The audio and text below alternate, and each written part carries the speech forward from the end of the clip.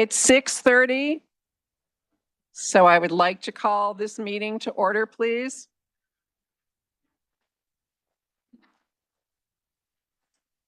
Excuse me, it's 6:30. If you're looking for a seat, I think there's still plenty. Thank you.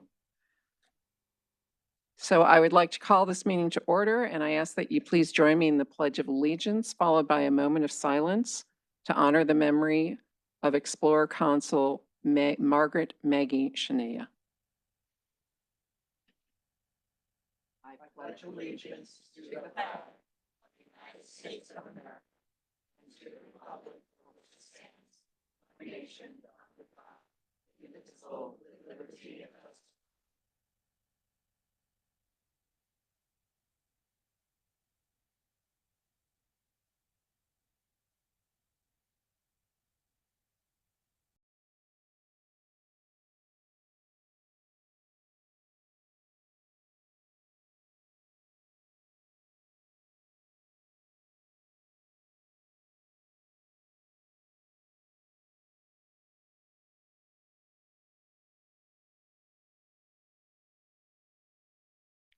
Thank you very much. May I have roll call, please? Mr. Pantera, Here. Mrs. Case, Here. Mrs. Greenberg, Here. Mrs. Baker, Here. Mrs. Christensen. Here. Thank you. Next on the agenda is approval of agenda. Dr. Bales. Thank you, President Greenberg. Items approved by consent will not come up for discussion during the meeting, but will be approved when the agenda is adopted. This is possible since members of the governing board receive the agenda along with backup materials at least 24 hours prior to the meeting and have had time to review and consider all items. Prior to the agenda being adopted, members of the governing board may ask that an item be removed from the consent agenda and brought to the floor for discussion at the appropriate place on the agenda. Any member of the audience who submitted a blue public comment card prior to the start of the meeting will be recognized to speak on that agenda item under items for approval. I'd like to offer the agenda as posted with the following exception. Move items from consent F2 to items for approval. F2 to items for approval. Thank you, Dr. Bales. Prior to the meeting, we received 9 public comment cards, and each speaker will have 3 minutes to remark on a specific agenda item and will be recognized to speak at the appropriate time on the agenda when that item is there. As a reminder, we ask that you please direct your comments to the board. Does any member of the governing board wish to have an item removed from the consent agenda? Mrs. Christensen? Items F1 and F5.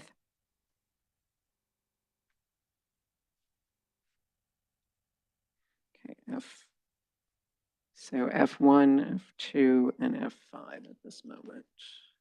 Does any other member of the board wish to?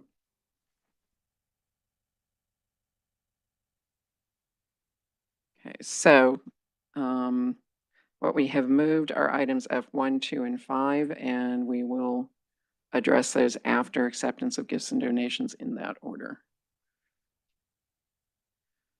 If no one else does, Mrs. Case, may I have a motion to approve the meeting agenda and recommended consent agendas as revised? So moved. All those in favor, please say aye. Aye. All those opposed say nay. Any abstentions? Motion passes unanimously. Next on the agenda is governing board statements. I'll start to my right. Mr. Pantera, do you have anything you'd like to say? Sure. Yes, thank you. Good evening, everyone. I'm glad you're all here on this first week of May. I just hope you all got a chance to see these bowls, these empty bowl program we have here. Raise your hand if you had a chance to look at them. Yeah, I've got mine right here. Okay, I need a new candy bowl because the other one I had was too small. I made sure I got one of those. And I got a couple. I always get some every year because it's such a great program. This week, we had, the last thing I attended was the Student Voice. That was a wonderful experience again to hear students talk about what they think about certain topics we give them. This one was pretty special because the seniors were talking about, one of the things they talked about is the advice they'd give somebody else, new freshmen, sophomores coming into high school. And over again, they kept talking about, get out there and do something. Just don't sit on your hands. Just don't sleepwalk your way through your high school experience. Participate, push yourself a little bit past your comfort level. And it's a great thing to hear our seniors talking that way. And it's inspirational to all of us. Let's put ourselves out, push ourselves beyond our comfort level, participate, do a little bit more than maybe you have been doing to support our schools. Of course, I'm preaching to the choir here. You're here, talking about all those other people who aren't here, who don't join their PTA things or boosters or et cetera. So, keep doing that and spread the word. That's all I have to say. Thank you, Mr. Pantera. Mrs. Case? Thank you. I missed student voice last week. I'm so sad. It's one of my favorite things, especially the end of the year. But I was up in at BYU where my daughter graduated, as I mentioned 2 weeks ago. And I was reminded this week as I was speaking to some of the students I know, they're preparing for AP tests and kids are busy. And I'm grateful for the teachers' help, for the parents' support. I've had a lot of kids go through high school and do AP testing, and I wish them well. I think they might finish up this Friday. That's about this time of year. I'm not sure of all the dates. I do know there's tests this Friday. And I just so appreciate the preparation this district gave to my children as they went on to higher education and into their lives. And there's many good things that happened. And I always want to keep that in the forefront of my mind. What a fabulous education my children and your children and children for decades have had in this district.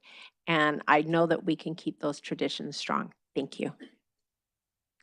Thank you, Mrs. Case. Mrs. Christensen?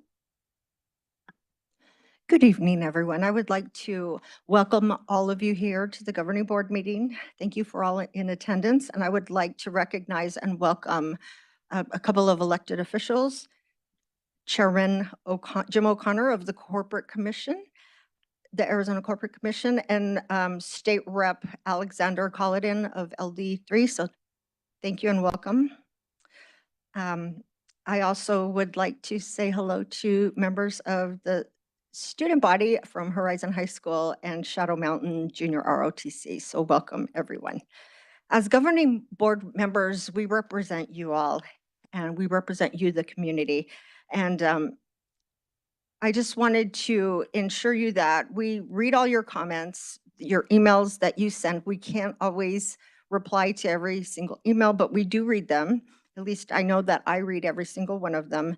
And if you look at an org chart of our district, it would be community members on top, the governing board, we represent you, then the superintendent and the cabinet. A lot of people think that it's different, but that's the kind of the org chart, if you will, of the district. You all are in charge. So we, as a constitutional republic, it's not a democracy. You don't get to vote on everything in what we decide or any of your elected officials. That means that we represent you and your voice. And so we appreciate you being here today. So thank you, everyone, for coming. Thank you, Mrs. Christensen. Mrs. Baker? Thank you, President Greenberg. First of all, welcome. We have another full house tonight. Thank you all for finding time in your busy schedules to make it to our board meeting. I also walked through the empty bowls, and what I love is that our students have so much talent and creativity, but I love how each student then interprets and creates the piece that they've made. If you walk through, they might all have had to make a heart-shaped bowl, but each kid expressed that differently. And I just love that creativity and the uniqueness amongst our students. Also, student voice, one of my favorites. The high schoolers, I don't quite want to call them kids because they're older than that, but they're not quite adults, are so articulate and they're so wise. And if you have the opportunity to sit down with high schoolers, do it, because these kids know what's going on. They've lived through a lot in their short lives, and they're really amazing. And I just love talking to them. I also got to visit the PVEA Prom Boutique on its last day. They let my daughter dress up in a few things. It was fun. It's adorable, and I love the opportunity that this gives our community. It's a real shopping experience. If you haven't been, there's dresses on racks and there's jewelry on racks, and it really makes the students feel special. And when they pick their outfit, it is like it's an event. It's celebrated, and I just love that our district does that.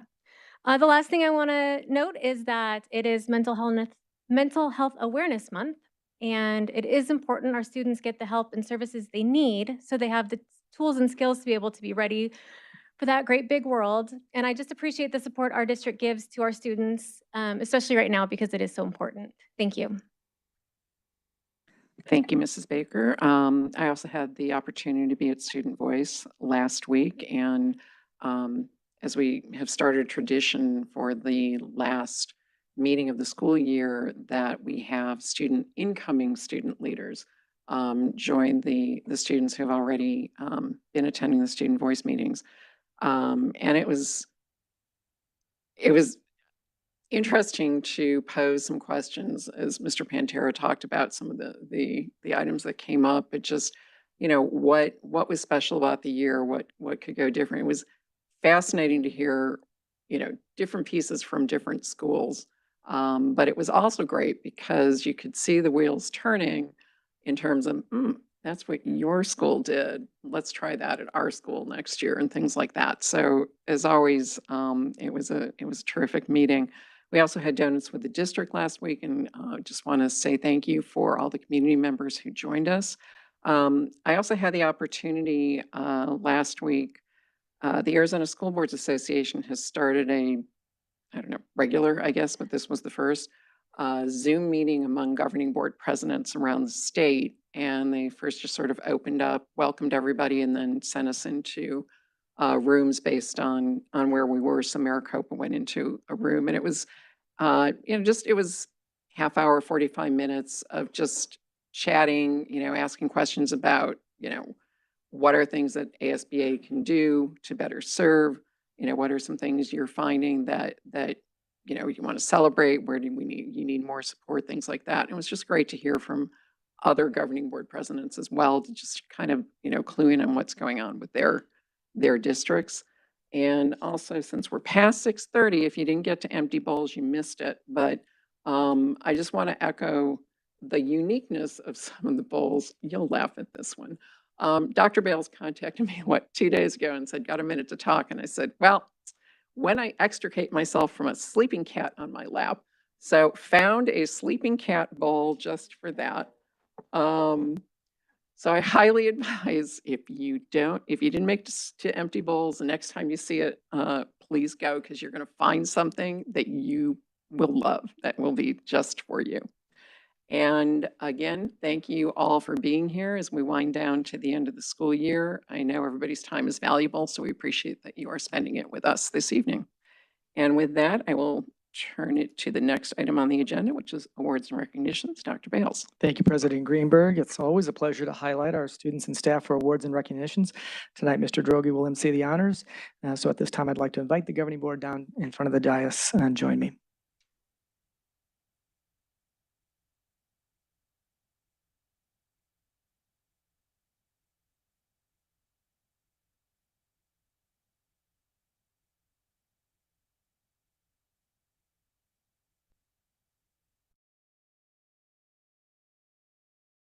Good evening, President Greenberg, governing board members, Dr. Bales, members of cabinet, and attendees, both in person and virtual.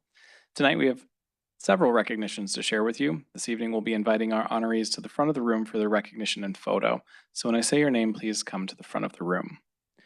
Our first honorees competed in the Arizona State Science and Engineering Fair, a statewide event that brings together first place science winners across different districts, counties, and regions to compete for the state title, prizes, and scholarships. Tonight, each of our honorees earned first place in their respective categories. Please help me welcome from Paradise Valley High School, Tejas Dulapala.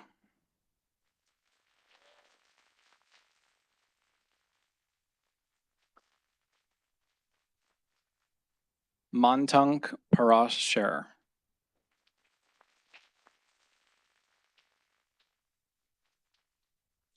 Joel Deek.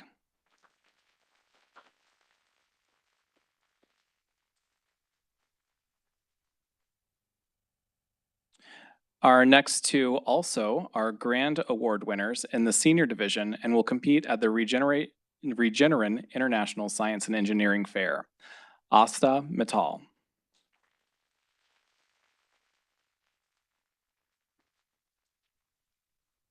And Atharva Goal.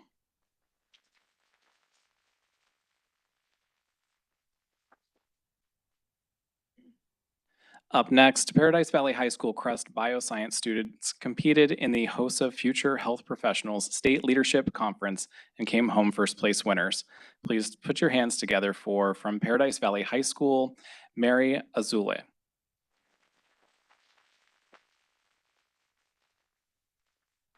Acacia Bari.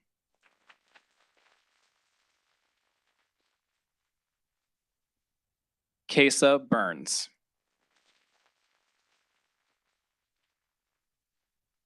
Prashensa Narner.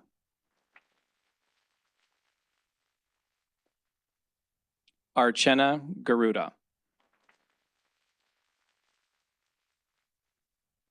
Rima Bala.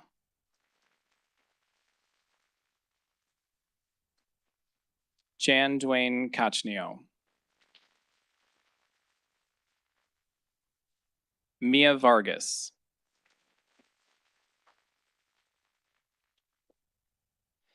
Minha Nairtingal.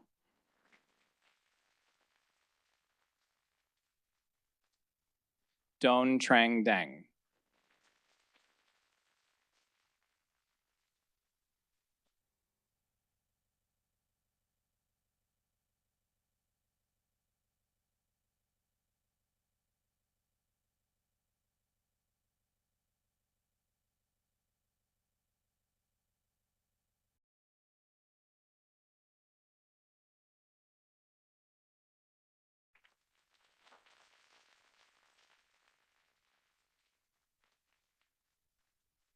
Next, the Horizon High School Indoor Percussion Ensemble recently won the Winter Guard Arizona Scholastic A-Class and Division State Championship.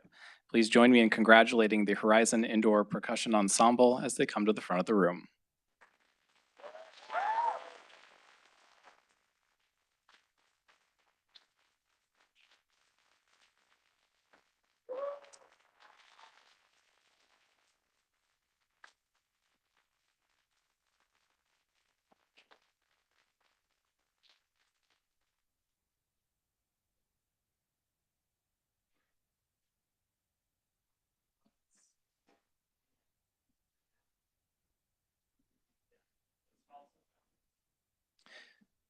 Students in the Horizon Indoor Percussion Ensemble are supported by their staff advisor, Kyle Hollerback.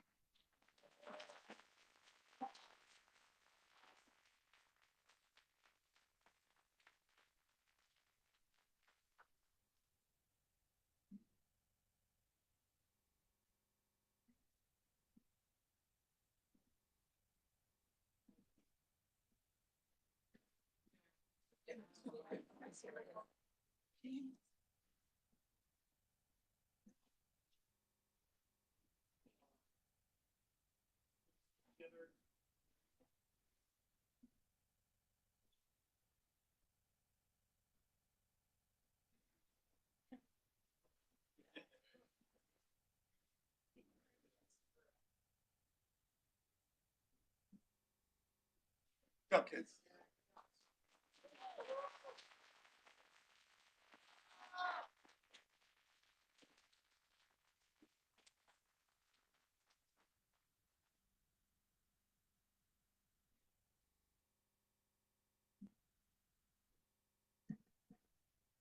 Our next honoree won second place in the National French Contest, Le Grand Contours, with an exceptional national level performance. This sophomore earned a first place gold at state level. Please help me welcome from Pinnacle High School, Camille Brandenburg.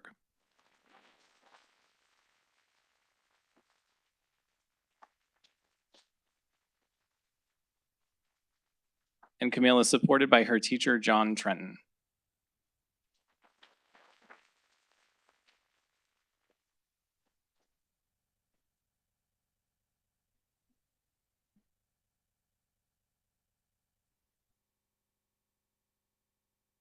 Our next recipient is, our next recognition is the recipient of the Paradise Valley Education Association's Recognition of Professional Standards Awards for Teachers.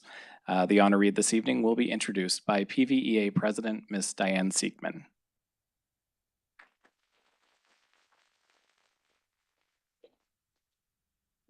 I got to wave to a former student, so congratulations.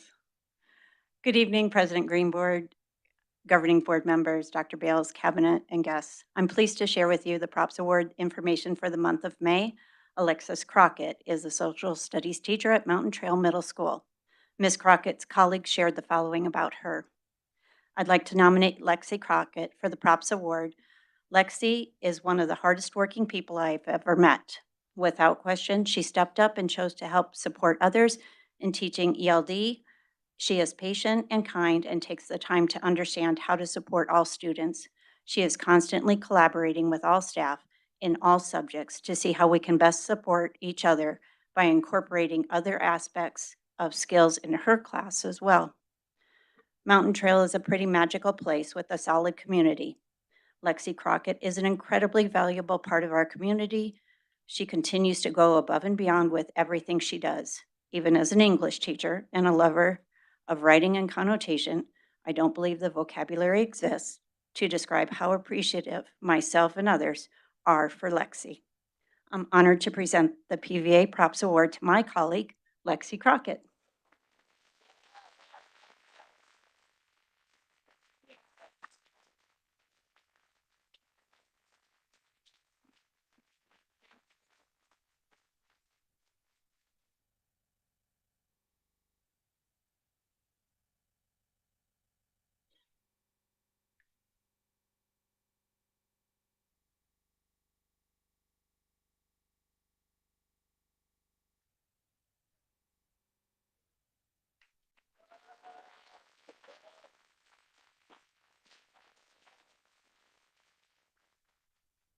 Last but certainly not least, the Paradise Valley Education Support Professional of the Month, PVSEA President Ms. Michelle Courtwright is here to make the presentation.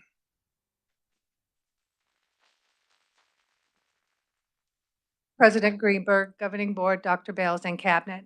It is with great pleasure that this month we recognize Nancy Sepulveda. She is a library media tech over at Desert Cove Elementary School. And I think the thing that struck me the most about this is almost everyone called her the librarian, because that's how we know the people that are in our library. She was also, I have letters here from parents, from administrators, from teachers, from ESPs. So every stakeholder group at that site believes that she is an exemplary employee, and I will have to agree. Some of the things that they talk about here are that Miss Nancy recommends books and finds them that meet each student's interests and reading level. She finds unique ways to engage the special program students that they have at Desert Cove. She finds very creative ways for these kids to read. I guess she's brought in miniature horses for younger kids to read to. She encourages the older students to come and read to the younger students, giving them opportunities to connect and develop as leaders. She coordinates different events. She decorates for every holiday. She integrates students' artwork. She engages all students. She wants them to understand that reading and the love of it can change everything about your educational experience. So it is with great honor that we recognize Nancy Sepulveda this year, or this month, for ESP of the Month. Thank you.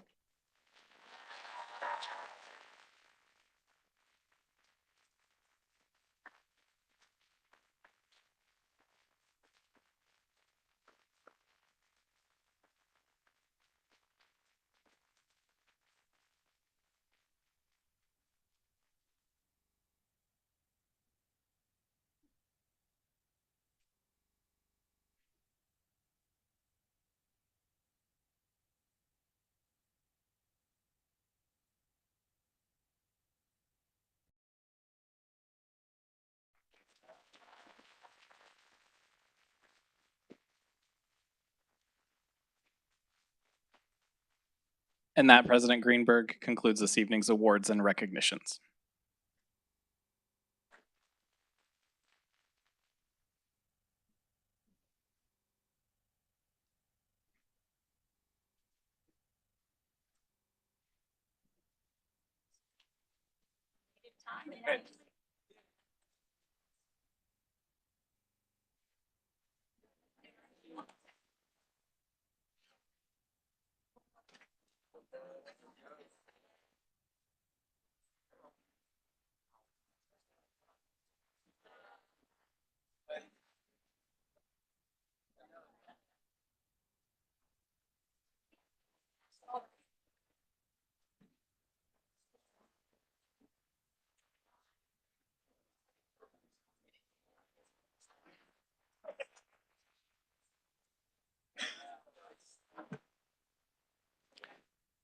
Thank you.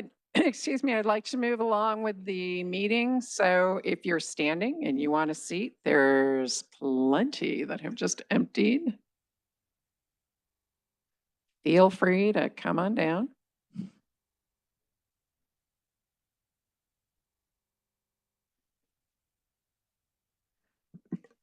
Thank you so much. Next on the agenda is superintendent comments. Dr. Bales. Thank you, President Greenberg. In PV schools, we engage, inspire, and nurture students through high-quality instruction, meaningful educational opportunities, and dynamic learning experiences. This our mission moment.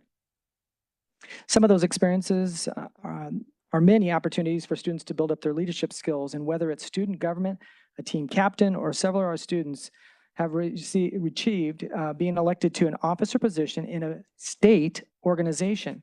And recently, Crest at Paradise Valley High School had 3 such students elected as HOSA officers and 2 elected as Skills USA officers. Congratulations to these students and their monumental achievement as an elected position to a state HOSA officer position. We look forward to seeing how you lead the state and embody our PV values. Congratulations.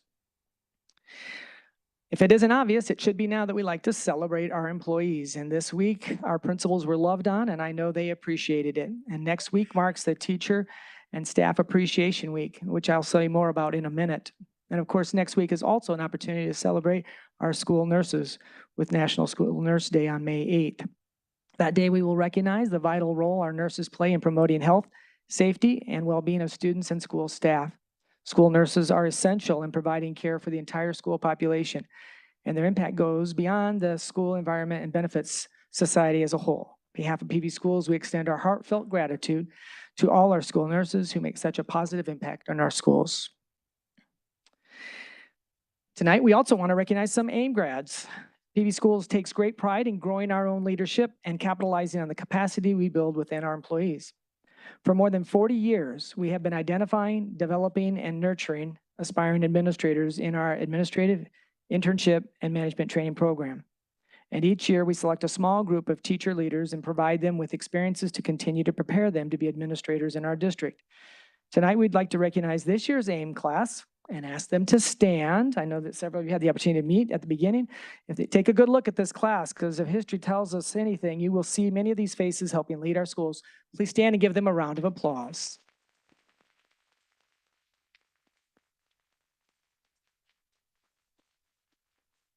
Thank you. In conjunction with AIA, PV Schools launched the inaugural season of girls flag football at each of our 5 comprehensive high schools. The season ended with the Pinnacle Pioneers having the best overall record of 9-1, but the Paradise Valley Lady Trojans overcame the odds and took home the district championship. Furthermore, Pinnacle High School's coach, Sergio Gillum, was named PV Schools District Flag Football Coach of the Year. This season, all of our teams did a phenomenal job and played with grit and determination. They deserve to feel immense pride in their achievements. And I hope this sport will continue to grow and become a staple in all the high schools throughout the valley, especially here in Paradise. The future of flag football within PV Schools looks very bright. Recently, PV Online began the process of switching to a new platform called Canvas. And the transition is a significant upgrade for our district as it offers a more rich and robust environment that facilitates a smoother transition from high school to college. Canvas enhances communication regarding student progress and integrates seamlessly with our student information system, offering a more personalized learning experience that is in sync with our adopted curriculum and the overall PV Schools experience. PV Online has been a valuable asset in our district. A hidden gem provides a wide range of services and opportunities. It supports students in various programs, including CREST students who take PE online during the summer, and AP and honors and dual enrollment students who seek additional coursework online so they can maintain some elective options during the day. Additionally, PV Online offers credit recovery, a comprehensive K-6 online school experience as well, and both are leading the nation in both synchronous and asynchronous learning modalities. I want to extend my compliments to the staff of PB Online for this hard work in their transition this year, the testing and full implementation by fall. Congratulations to Principal Mark Danner and Assistant Principal Heather Brelo, and especially to the entire staff for their hard work. Thank you.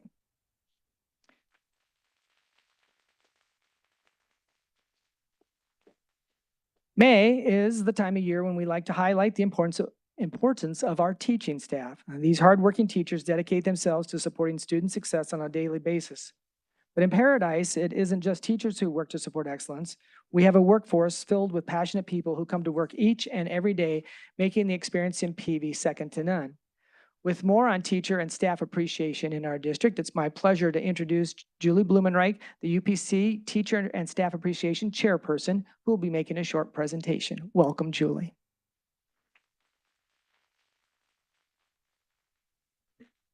Thank you. Good evening.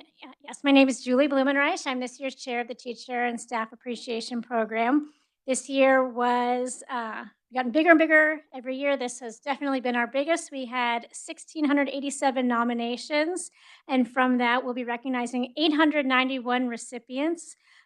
These recipients are from every school site throughout the district, representing 48 schools and programs throughout the district, and they include teachers, administrative assistants, bus drivers, cafeteria managers, campus assistants, club advisors, coaches, counselors, custodians, instructional assistants, mascot teachers, nurses, occupational therapists, program coordinators, record secretaries, registrars, and speech pathologists. Each of them should have received or will in the next day or so receive through their principal and their parent group a lapel pin, copies of any nominations that came in for them, and a congratulatory letter inviting them to our second annual in-person recognition ceremony. And we're very excited for this. Will be taking place next Tuesday, May 7th at 6 p.m. at North Canyon High School. And I know that many governing board members and cabinet members will be there as well to help us honor these amazing teachers and staff members. We'll have some special performances, including the Paradise Valley High School Jazz Combo, 4 of our school parent groups from Desert Cove, Fireside, Greyhawk, and Sky Crossing will be donating some light refreshments and cookies for all of our recipients and their guests. We'd just like to ask anyone coming to try to arrive, park and enter by 5:45, just so that we have time to get everybody seated with their school, and we'll be calling them up as schools so that we can try to get through all of this in one night. And at this time, just really quick, I just want to thank the board and the cabinet and our committee and all of our volunteers who've made this possible, and representatives at every school who have gone out and helped us promote the program and make it the success that it is. So I just want to say thank you. And at this time, I'm proud to present this short video celebrating the 2024 recipients of our Teacher and Staff Appreciation Program.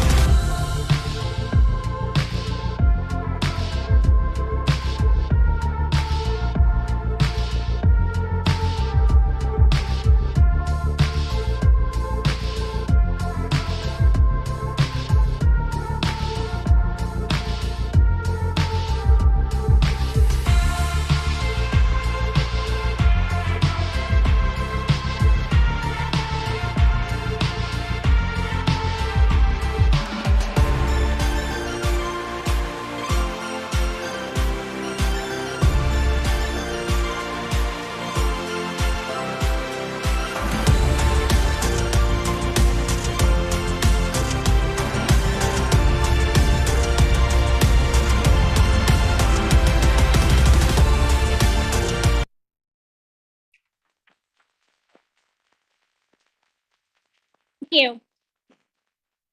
Thank you, Julie, and thank you, UPC. This evening, I'd also like to introduce two staff members and volunteers who are co-chairs of the prom committee, Prom Boutique, and they're here to give us an update on the Prom Boutique. Let us welcome Rosemary Jacob and April Gladden, who will be presenting tonight.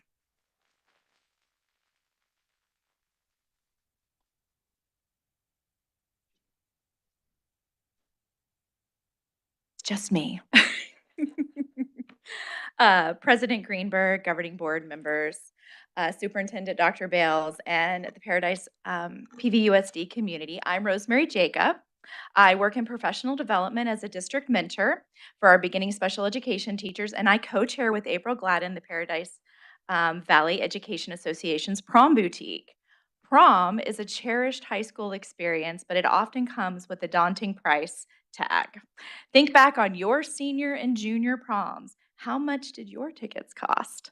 I recall the expenses, the tickets, the attire, the dinner, and they all added up.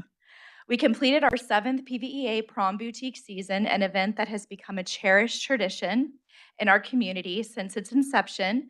This initiative has provided invaluable support to over 680 PVUSD high school students by offering free formal attire, accessories, and raffle prizes for school-sponsored formal events. This prom season, we fitted 180 students. None of this would have been possible without the generosity of our community. We asked for donations and our community delivered. Your donations of dresses, suits, accessories, makeup, perfume, cologne, and $1,000 worth of gift cards, and over 50 items purchased from our Amazon wish list to help accessorize those final looks or to dine at local restaurants for dinner. A special thanks to our local businesses, Mellow Mushroom, Sapa's Mediterranean Kitchen, Soul Day Beauty, Tammy Jo Hair, Francis Photography, and Stephanie Lauren Photography provided the complimentary day of prom photo sessions for some lucky students. The dedication and selflessness of our volunteers cannot go unnoticed. From the 55 staff members, certified, classified, principals, and directors who gave up their evenings and Saturdays to our volunteers from Volunteers in Paradise program and the student volunteers, each of you has played an indispensable role in the success of this event. We would also like to extend a heartfelt appreciation to retired employee Pam Lambert. She attended all 6 events and provided alterations for many of our students. And of course, our deepest gratitude goes to Sweetwater Community School and Principal Mark Danner for graciously providing us with the space to host this event year after year. And lastly, to our esteemed board members, superintendent, and cabinet, your continued support and presence at the boutique have been invaluable. In closing, let us remember that tonight, as we celebrate another successful year of the PVEA Prom Boutique, we are not just providing attire, we are creating memories, fostering inclusivity, and making dreams a reality for our students. Thank you all for your unwavering support. Here's to many more years of making a difference together. Thank you. It all. Yeah, there we go. Thank you, Rosemary. And that concludes my comments tonight, President Greenberg. Thank you very much. Thank you, Rosemary. Next on the agenda are items for approval. First is consideration approval of revised number 2 version of the fiscal year 2023-24 State of Arizona School District Annual Expenditure Budget. Dr. Bales.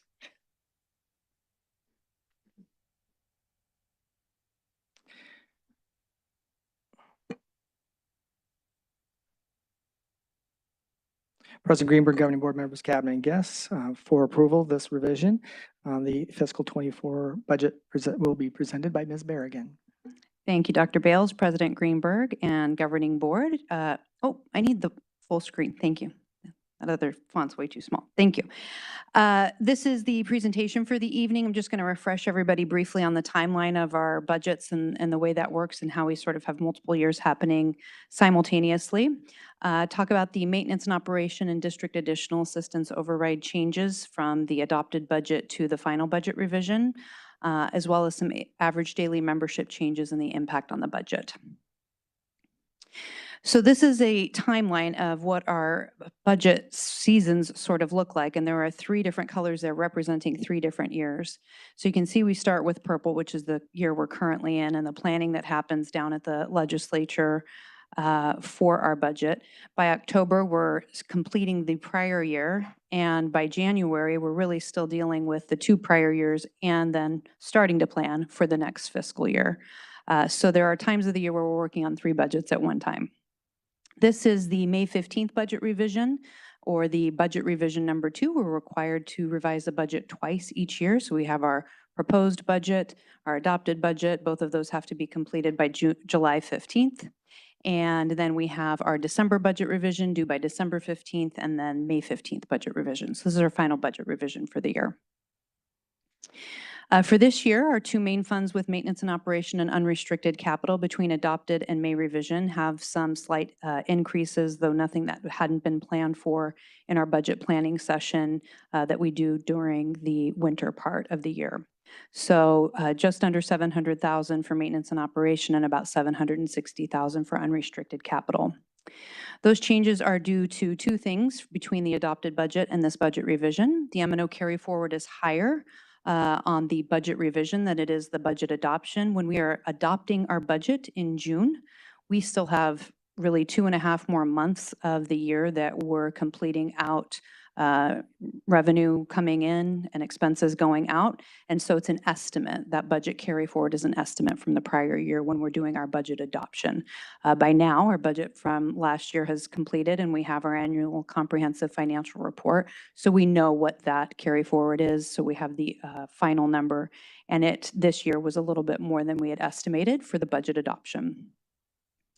Additionally, we had the allocation from the state. There was a surplus last year, so there was a one-time state aid supplement, and that was slightly higher on the budget revision than we had expected for the budget adoption back in June. And just a reminder that our ADM, that average daily membership number, which is essentially our student attendance, that's not final until the following fiscal year. And so if there are, I shouldn't say if, when there are revisions to that up through about the October timeframe, if there are revisions, we capture that on the next year's budget as budget adjustments from the prior year. But that number will still change. And then before I get into any questions, there's been some conversation lately about some pages of the annual comprehensive financial report, and just want to make sure that the board as well as our community has clarification on some of those numbers. There've been reference to page 44 and that being cash and cash that can be spent on anything. Page 44 is actually, it's not the budget capacity, it's not the cash, it's the fund balance, and fund balance is total assets minus total liabilities. So it's important to know what that reflects on that page so that there's not a misunderstanding. And then within the general fund, which is the fund that's been referenced, there's cash controlled funds in there and budget controlled funds. And it's getting a little bit into the weeds of school finance, but the difference between cash controlled funds and budget controlled funds is pretty significant. With cash controlled funds, whatever cash is in there, that's all you can spend out of that fund. With budget controlled funds, M&O being one of those, you can actually spend more than you have in cash in there if you need to. It's the purpose of that is that the state says you've been allocated this budget and if the tax collections haven't come in accordingly yet, you can still spend that money. And the way school districts do that is either by issuing something called TANs, tax anticipation notes, or issuing warrants. And so they actually then have the cash to be able to do that. But, you know, we joke, me and my counterparts joke that cash doesn't matter in school finance in the state of Arizona. It's really the budget capacity that matters, and you're allowed to spend whatever budget capacity you have. Additionally, we do have money in reserves on those fund balance pages, but part of that is the $32-ish million each year that we keep in reserves that we discuss with the board and with our bargaining group so that we have a safety net.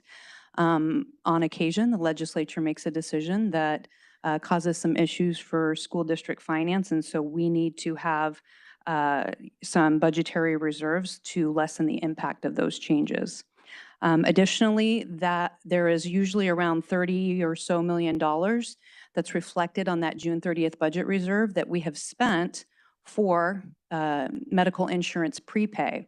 But because it's prepay, we cannot reflect that according to GAAP, generally accepted accounting principles, until next year's budget. So we've actually spent that cash out, but it's not reflected on our annual financial report until the subsequent year because it's not an expenditure till the next year.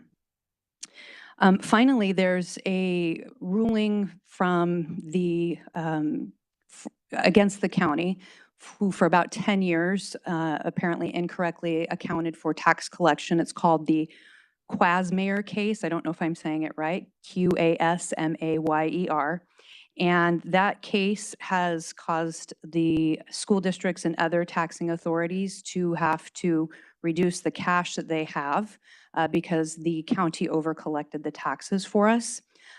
We got our number last week, and we are the district with the second largest amount, and that's going to be $15 million in cash.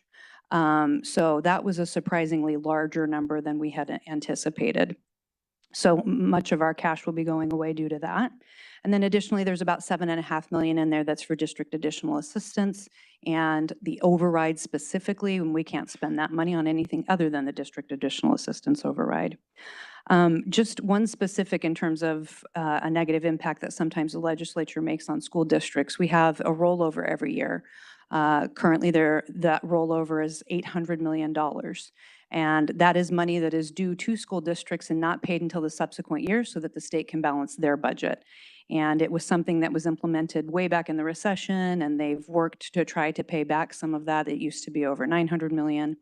But it's still $800 million of school district money that's due to us in this year that won't be paid to us until next year. That is much more in the weeds than I usually get. I enjoy talking about that. You guys were all paying great attention, so I appreciate you listening through all of that. But I think those are important things, I think, for the board to know and for our community to know sometimes. And there's a lot more details beyond that that I'm happy to chat with anybody about. And I'll stand for any questions. Thank you, Mrs. Berrigan. Mrs. Case, may I please have a motion to approve the revised number 2 version of the fiscal year 2023-24 State of Arizona School District Annual Expenditure Budget as presented? So moved. Does any member of the board have any questions or comments? Mrs. Case. Thank you. Thank you so much for those comments. Yes, you did get into the weeds and you stretched my brain. Thank you very much. You're welcome. You know, throughout my tenure on the board, I have appreciated the fact that we have been conservative in saving money. And now it sounds like we really don't have a choice because of the way the state sets up the funding. So you're going to get the money in the future, but you're not going to get it yet, but you have to account for it. We're going to take it back and then we're going to give it to you. I mean, give me a break. What a way to make a budget. That's crazy.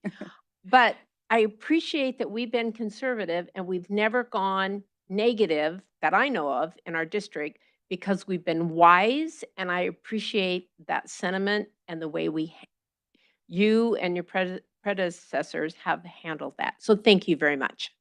You're welcome. Thank you, Mrs. Case. Does any other member of the board have any questions? Or Mrs. Christensen? Toward the end of your presentation, you mentioned ADM, average daily membership.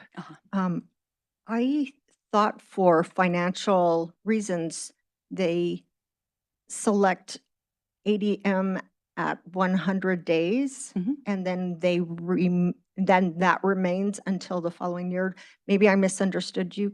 Could you No, explain that? both things are actually true. So they count average daily membership up through 100 days, but because there are changes, there are students who attend summer school pieces, particularly when you get to the high schools with other online offerings that are sometimes charter school related. It completely changes the ADM because a student can only get 100 days worth of membership, regardless if they went to one school district or 100 school districts and a different one every day. And so that recalculation is being done all the way out through October. So on ADE's website, you can actually go and see our state recalculation that's posted every October. Great, thank you. You're welcome. I did want to just comment on Mrs. Case's comments. I agree that we try to be as fiscally responsible as possible, but it's not just up to the legislature to control the budget. We all have to be cognizant of the expenditures and I do get it, things change, but we as a district need to be very responsible as well on what we are spending our funds on and not just, blame it on the legislature or people leaving our district. So I just want to make that comment. So thank you. Does any other member of the board have any comments or questions? Mrs. Baker? I just want to thank you again, Mrs. Berrigan. You somehow make the school finance stuff interesting and I can actually pay attention. And I appreciate the added information that you've given us because I know that has caused some confusion. And so I really appreciate that answer you gave us. You're welcome. Anybody else? Just want to add my thanks as well. It is complex and simple, and I appreciate that you actually make it simple all the way through. Thank you. If no one else has any comments or questions, all those in favor, please say aye. Aye. All those opposed say nay. Any abstentions? Motion passes unanimously. Next on the agenda is acceptance of gifts and donations. We had several this month, or this meeting. I'd like to highlight a handful. The Copper Canyon School PTO presented $750 for a field trip, but also $12,570 to go towards garden tables at the school. The Mountain Trail Middle School PTO PTSO gave $5,000 for ovens for the culinary program, and the North Ranch PTA gave the school $1,000 for sixth grade field trip. We appreciate all of the donations. If anyone is here, thank you in person. Mrs. Case, may I have a motion to accept gifts and donations, please? So moved. Does anybody have any comments, questions? Seeing none, all those in favor, please say aye. Aye. Aye. All those opposed say nay. Any abstentions? Motion passes unanimously. Next, we will address the items that were on the consent agenda that were moved to the approval agenda. So first would be what was listed as F1, which is approval of minutes. Dr. Bales. President Greenberg, Governing Board members, Cabinet Desk, we have for your approval tonight the minutes from the August 18th, 2024 regular meeting. April 18th, 2024. Thank you. As submitted.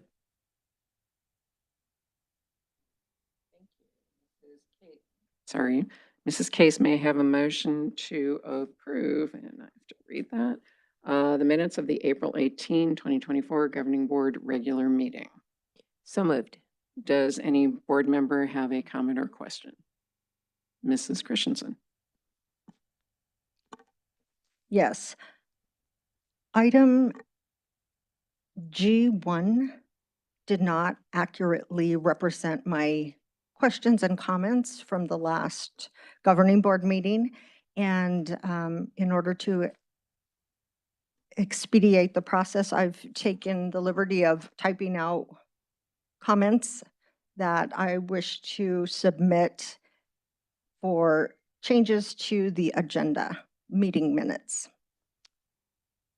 And I don't have to read them out loud. I can just submit them.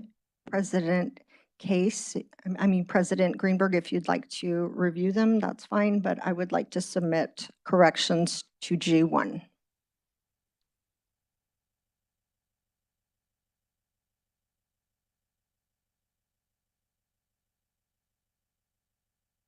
Okay. Would you like me to read them out loud, or would you like me to submit? I can read what the current item states and then the changes that I'm suggesting. I mean, the minutes obviously reflect a summary of events, not a transcript. I understand that, but it did not accurately summarize my comments. So I would like to submit comments as corrections for what I intended from the last meeting. Okay, I think it probably makes sense since we're voting on it for you to Read it go out. ahead and read it, yeah. Okay. So the meeting minutes state currently under G1, board member comments. Mrs. Christensen provided a comment regarding the recommendation and requested to have some questions answered. Dr. Bells provided clarification of the statement. I would like to correct that to say Mrs. Christensen asked if there were any internal candidates for Assistant Superintendent of Leadership for elementary. The answer was yes from Dr. Bells, but it was inaudible on the recording. And the second thing I would like to correct was Mrs. Christensen asked how Dr. Lindsay would keep our children safe and that she would work to ensure our children do not have access to inappropriate content. And I would like to submit that for changes to make it more accurate for the meeting minutes. Okay, since that's an amendment to what's here, can you make a motion to, Yes, I move to amend the meeting minutes, item G1, to correct what I had read earlier. Would you like me to reread? no, it's okay. Okay. And I typed it up so that it is easy to understand and more accurate. Okay, so there's already a main motion on the floor. This is a secondary motion. Is there a second to the motion?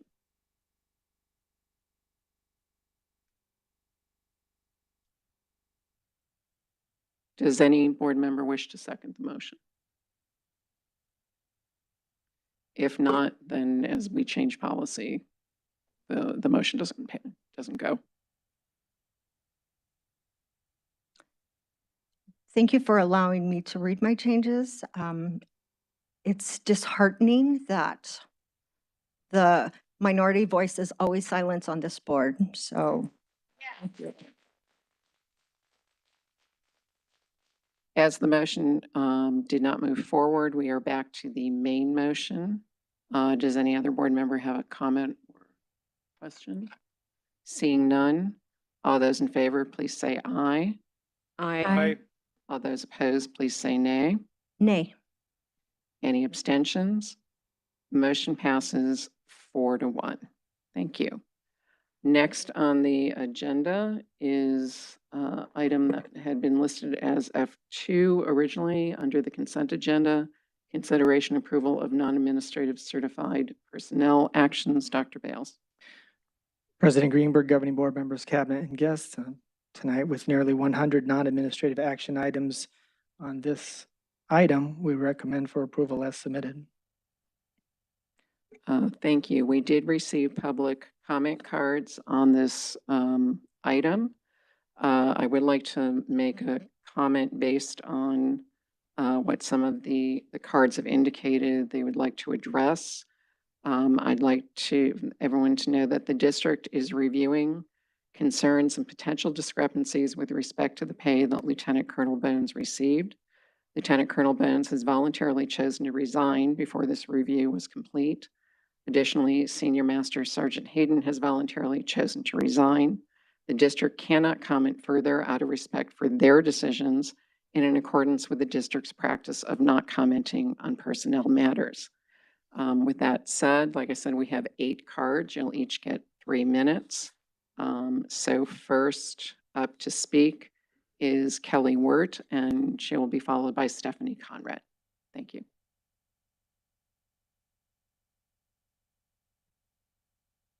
Superintendent Bales, board, and cabinet members, my name is Kelly Wirt. I'm a proud PVUSD parent of 3, a district graduate, and an Iraqi war military police veteran.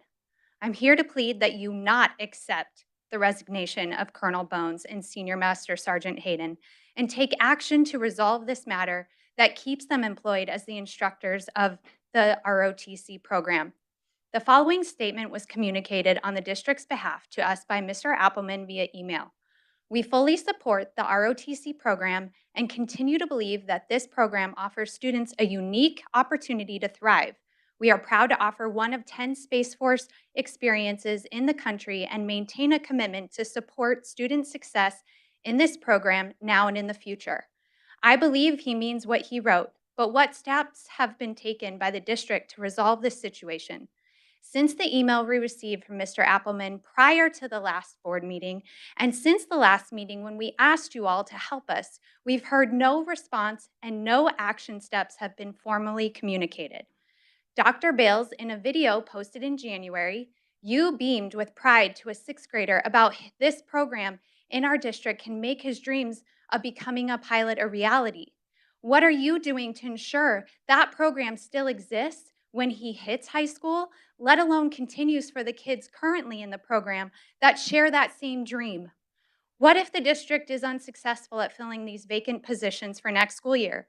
Are you aware that the Air Force will shut the program down if it sits open for 1 year? The Air Force website shows an extensive amount of positions for ROTC programs to be open. If you look at the odds, they are not in our favor. So the best way to ensure this program continues is by retaining the leaders that currently serve us.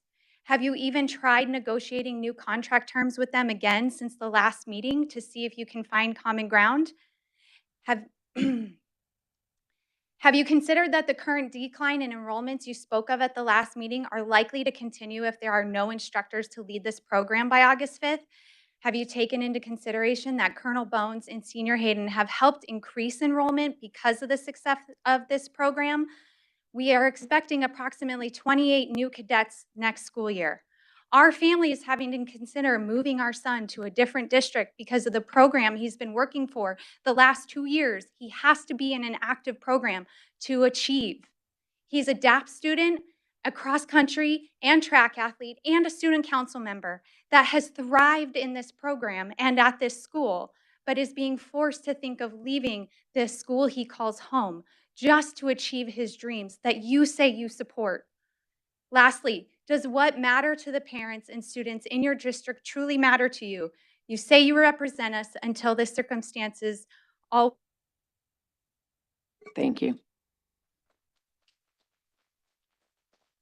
Next is Stephanie Conrad, followed by Summer Bagley. Hello, my name is Stephanie Conrad, and I am a proud mom of Colton Conrad. I have a question. Are you guys parents? Do you have teenagers? Have you ever had a teacher that really poured into your student, that helped them with college applications, future of their next thing in life? Colonel Bones and Senior Hayden are that to my son. It is a crazy world out there, and we need, as parents, all the help we can get. In our schools, my son has broken up 2 fights just this year. He does not hesitate to make the right decision in a quick manner.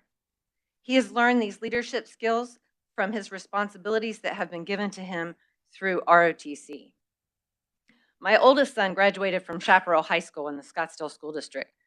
Colton chose to go to Shadow Mountain High School solely because of junior ROTC. Early on, Colonel Bones and Senior Hayden saw potential in my son and gave him responsibility. As a freshman, he got to take down the flag at the end of the day, and he would have thought he had keys to the school just by having keys. Like, that responsibility was great. He was a flight commander. As a sophomore, he was in charge of color guard and scheduling all their events. As a junior this year, he is commander over all the cadets this semester, and hopefully he gets the opportunity to complete his role this fall if the program continues.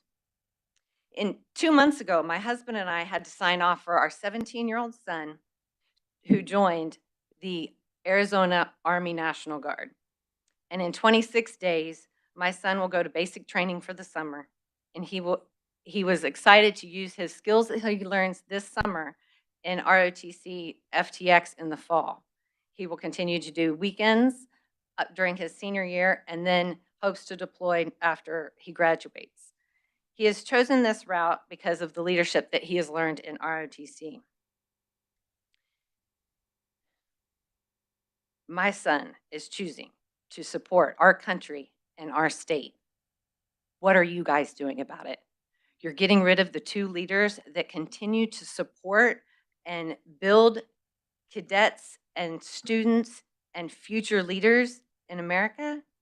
I'm just confused. Are you guys trying to negotiate and help keep these teachers? Have you even, like, do you even want the program in the district? We need programs like this to encourage young men and women to be the best they can be. So I'm asking you guys, I'll tell you again, my son joined the Arizona Army National Guard, supporting our country and our state. What are you guys doing to help? God bless y'all.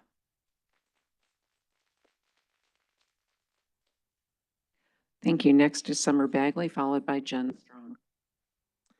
Good evening. My name is Summer Bagley, and I'm also a proud ROTC mom of 2. One of mine is the co-commander of this ROTC. I'm here to ask if this board, Dr. Bales, Dr. Holmes, are indeed planning to support this program and our world-class instructors as they say they are. Why is there no response? They say they support JROTC in the district, yet what are they doing? Why are they proposing false narratives? We're proposing contracts to our standout teachers that show just the opposite. And in response to your comment, they're having to resign because they're being offered half of their pay. Who stays? They have to support their families. You have given this program a death sentence. If this is a matter of money, I think tonight Ms. Berrigan pointed out that that should not be it. Nicole last week so eloquently explained it. In fact, you make money by retaining these teachers, and you know it. Is it a matter of achievement? We've been clear about this and the loss of scholarships, funding, opportunities made available to these cadets. We are #1 in the state, top 10 in the nation, 40 enlistments, 25 pilot scholarships, worth over 600 grand, 15 ROTC scholarships with full rides, 2.5 million total in the last 5 years. 5 years. I feel like I should say that 3 times.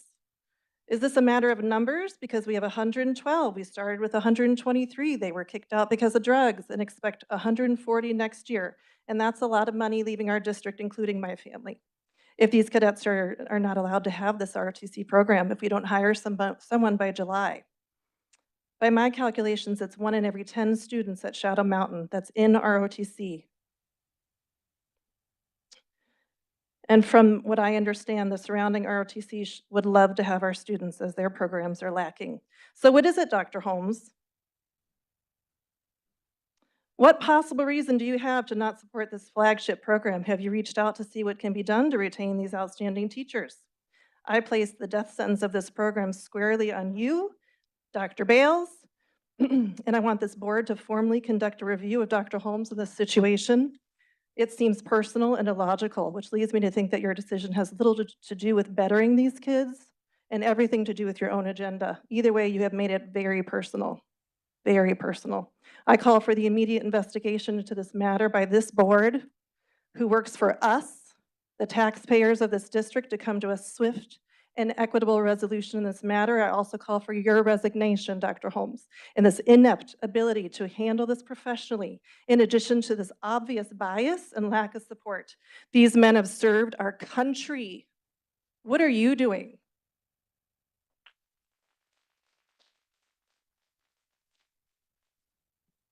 Next is Jen Strong, followed by Mike Rubio. I'm here to ask you to not accept the resignation of Colonel William Phones and Senior Master Sergeant Chad Hayden. They were forced to make such decisions, which I know that they do not want to leave their cadets or our school district.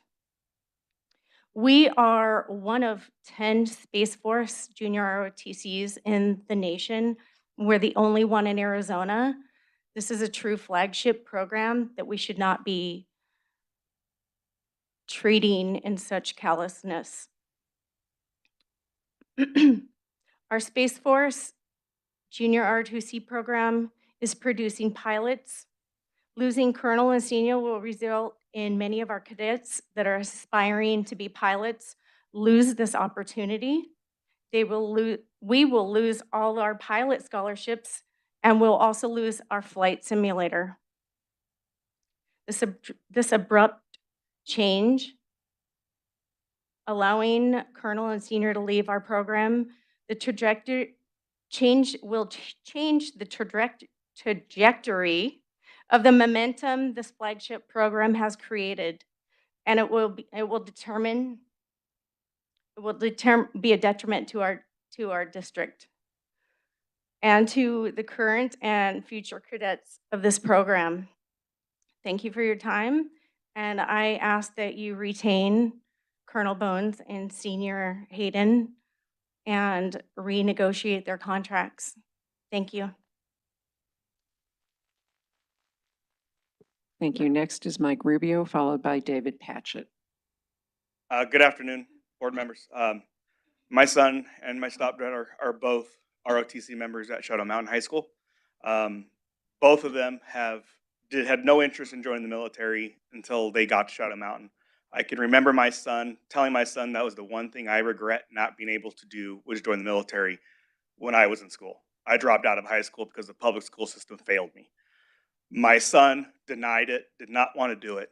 His first day at orientation, Colonel Bones and Senior were sitting there talking, and they changed his mind, and he joined.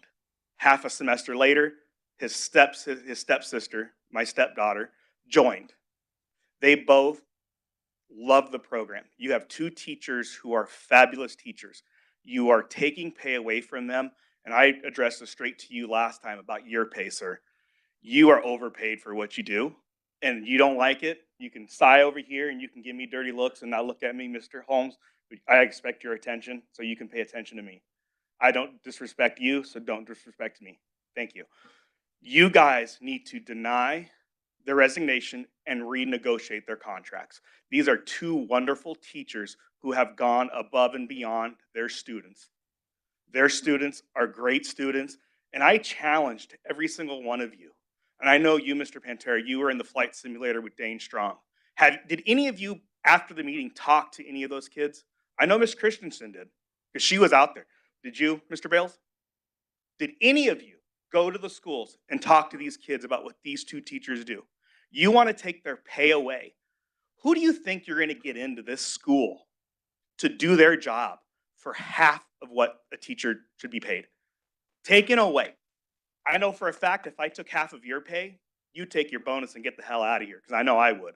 I work for the city of Phoenix, and they tried taking my pay away a few years ago, and we have a union that fought for us to keep our rights. These teachers have us and you guys to fight for them. And I know for a fact, I have been looking at homes in the Peoria Unified School District, the Buckeye Unified District, and at Sunny Slope, because I will pull my kids out of the school. My son, for a fact, I will take him to another ROTC program. And I've already told several of the parents, you can use my address if you want your kids to go to a good flagship program. If you lose these two teachers, you have a $500,000 flight simulator. What are you going to do with it? Lock it in the closet? Government's going to take it away. Think about it. Think about what you're doing to these students. And I challenge you guys again, go to the school before the end of the year and talk to these kids about these two teachers, Shadow Mountain, Pinnacle, and Horizon, and PV. Go to one of those schools and just talk to these kids. Do it for not us, but for the kids. You're here for the children and for us. Education comes first. Thank you. Thank you. Next is David Patchett, followed by Melissa Cobo-Rubio.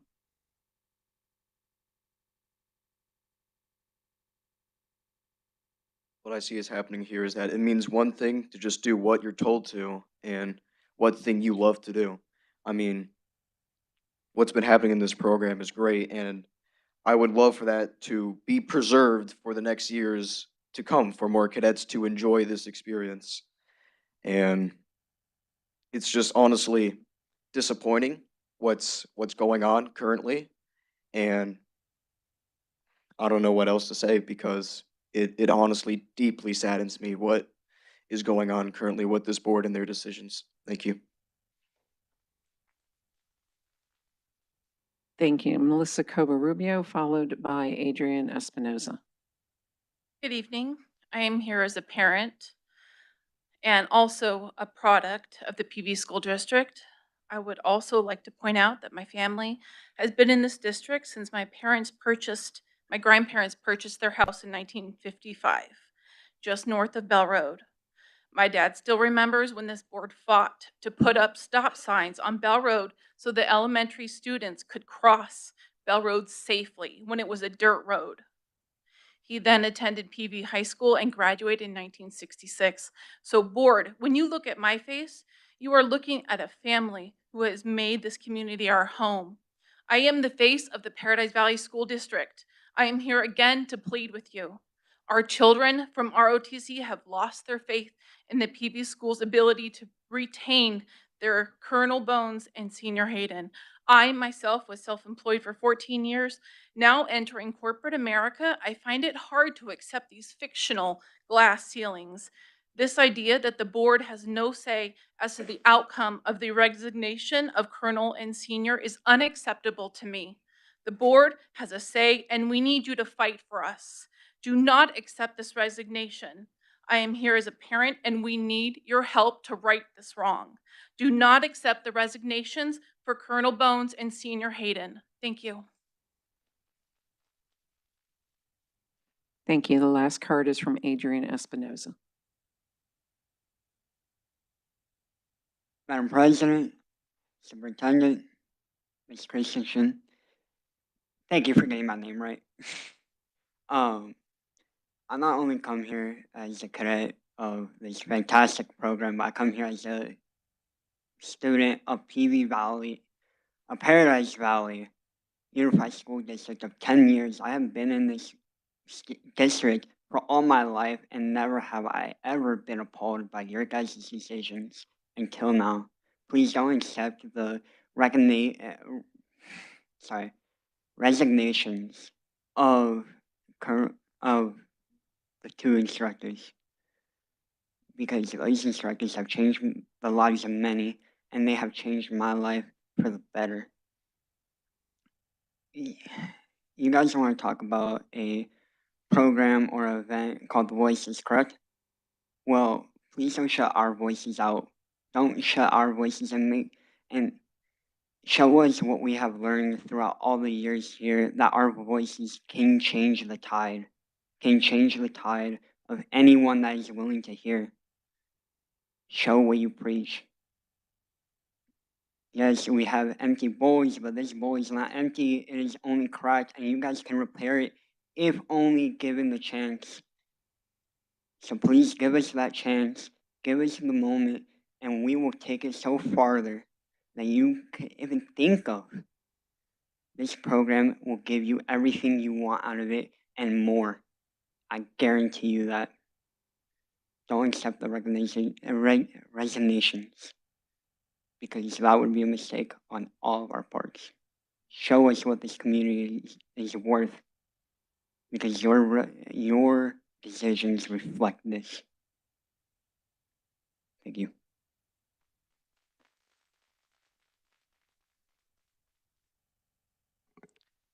Thank you. Mrs. Case, may I have a motion to approve consideration approval of the non-administrative certified personnel actions? So moved. Does any board member have a question or wish to make a comment?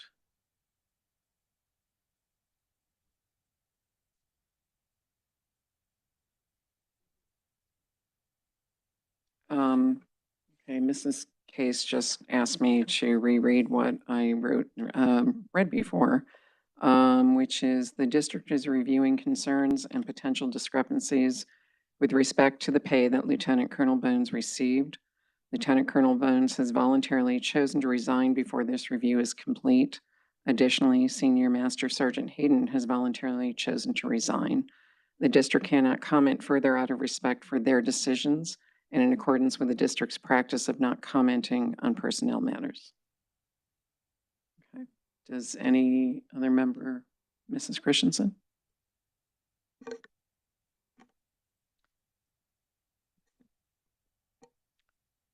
So it's my understanding that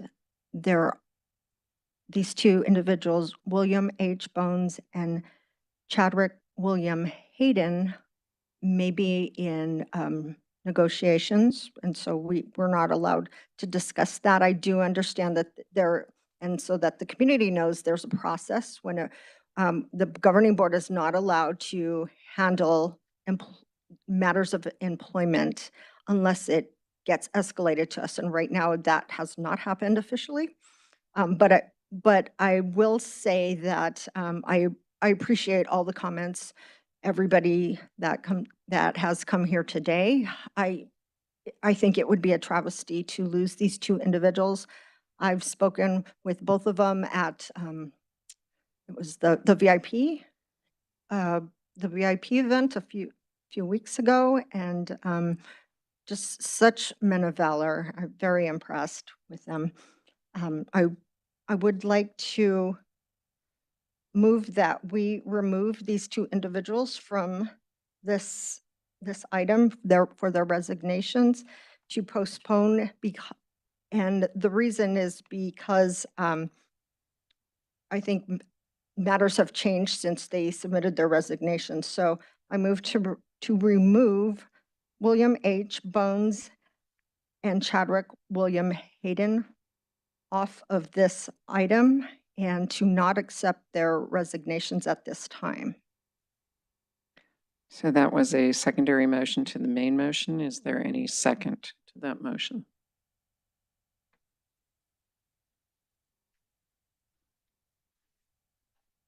Do you have a point of order, Mrs. Case? I just have a comment. We can't comment on this, and I'm very sad that we can't comment on this, and I appreciate all the comments that have been made and the articulateness, and there's nothing I care about more than the success of our students. I'm sorry I can't comment on this. Okay. Excuse me. Thank you. Dr. Bales? Or,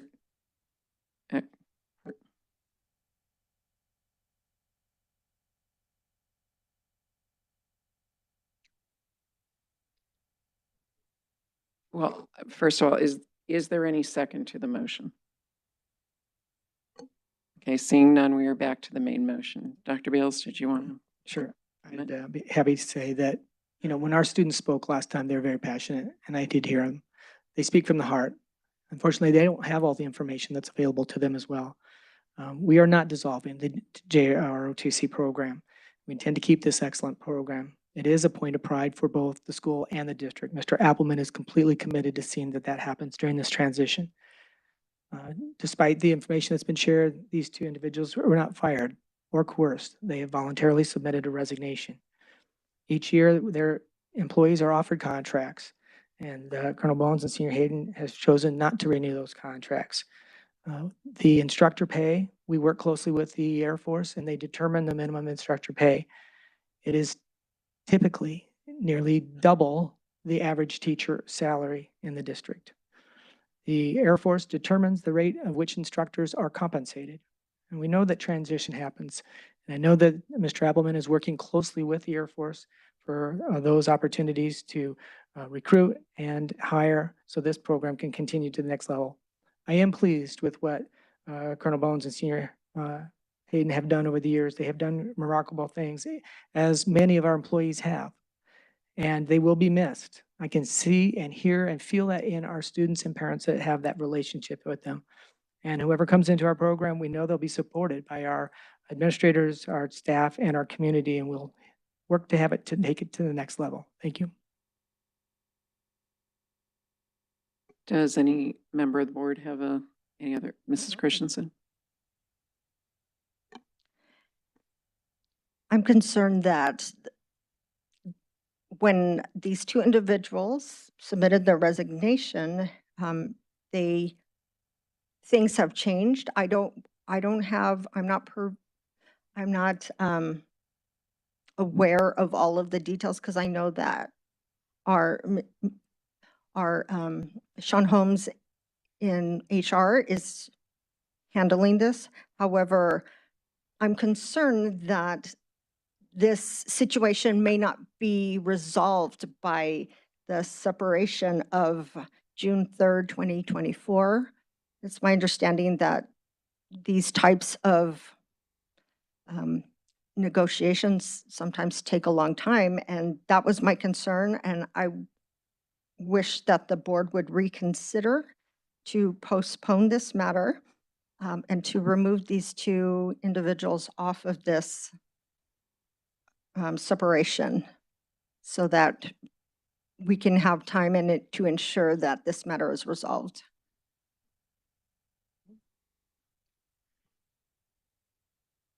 Mr. Pantera? I've got a question about the procedure of how this works. For example, we cannot retain these wonderful teachers. When can we post the new positions? Doesn't this have to happen before we can post a new one? So we make sure we have somebody in this program? Mr. Pantera, the positions have been posted as both by the district and the Air Force. Okay, thank you. Does anybody else have any other comments or questions? Mrs. Christensen? I'm just heartbroken because we talk about how much we love our educators here, and teachers matter, and you can't just plug one person in for another when things have been so impactful, and I just really wish that the board would reconsider this matter to postpone the resignations of these two individuals.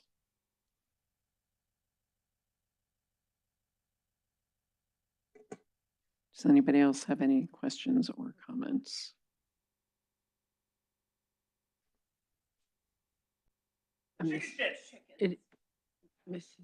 Excuse me.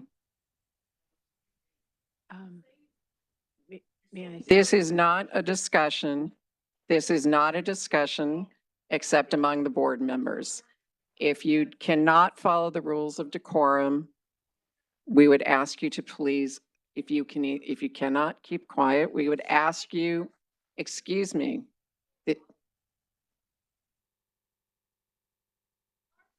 Excuse me.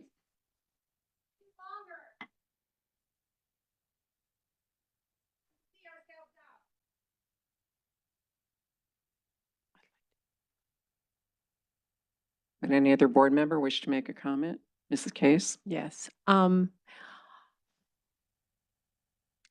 This is very heart-wrenching for me in so many ways, but I can't make comments for a variety of reasons. And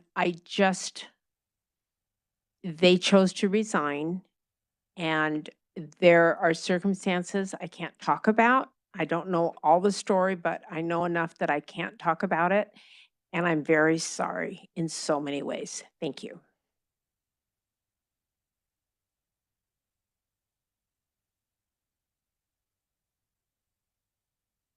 Does any other member of the board? So I do have a question. If any employee presents a resignation and then decides to rescind it, is it possible for employees to rescind? It is possible. So that did not occur in this case? It has not. Has not. Okay. Thank you. Could it occur in the future? Possibly.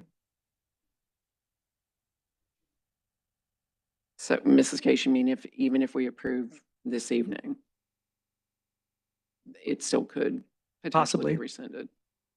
Okay, so the concern that Mrs. Christensen is showing would still possibly be addressed in the future? Possibly. Okay.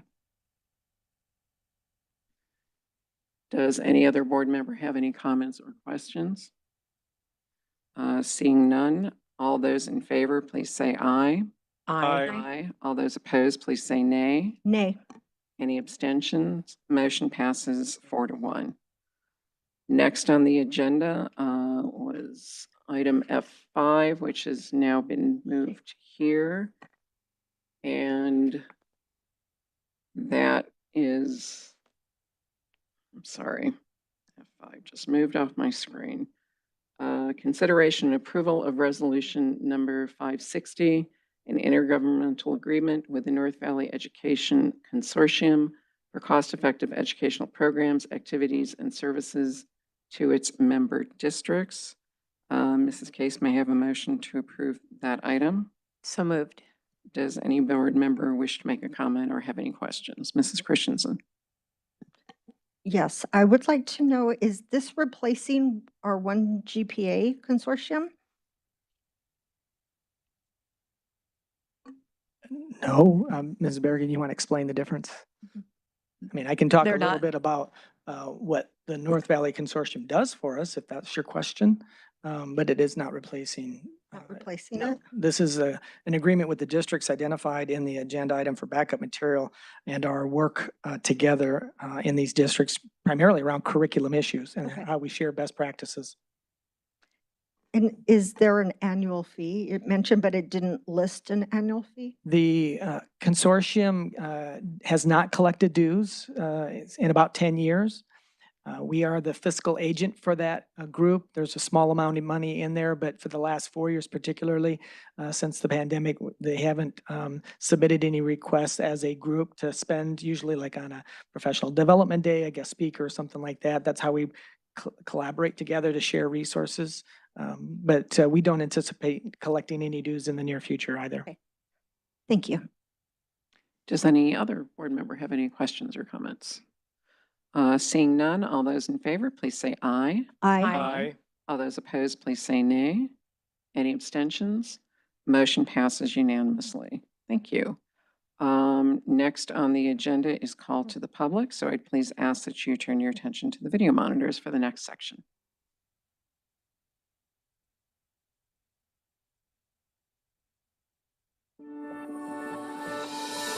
Call to the Public is about to convene. This portion of today's meeting allows the public the opportunity to address the governing board.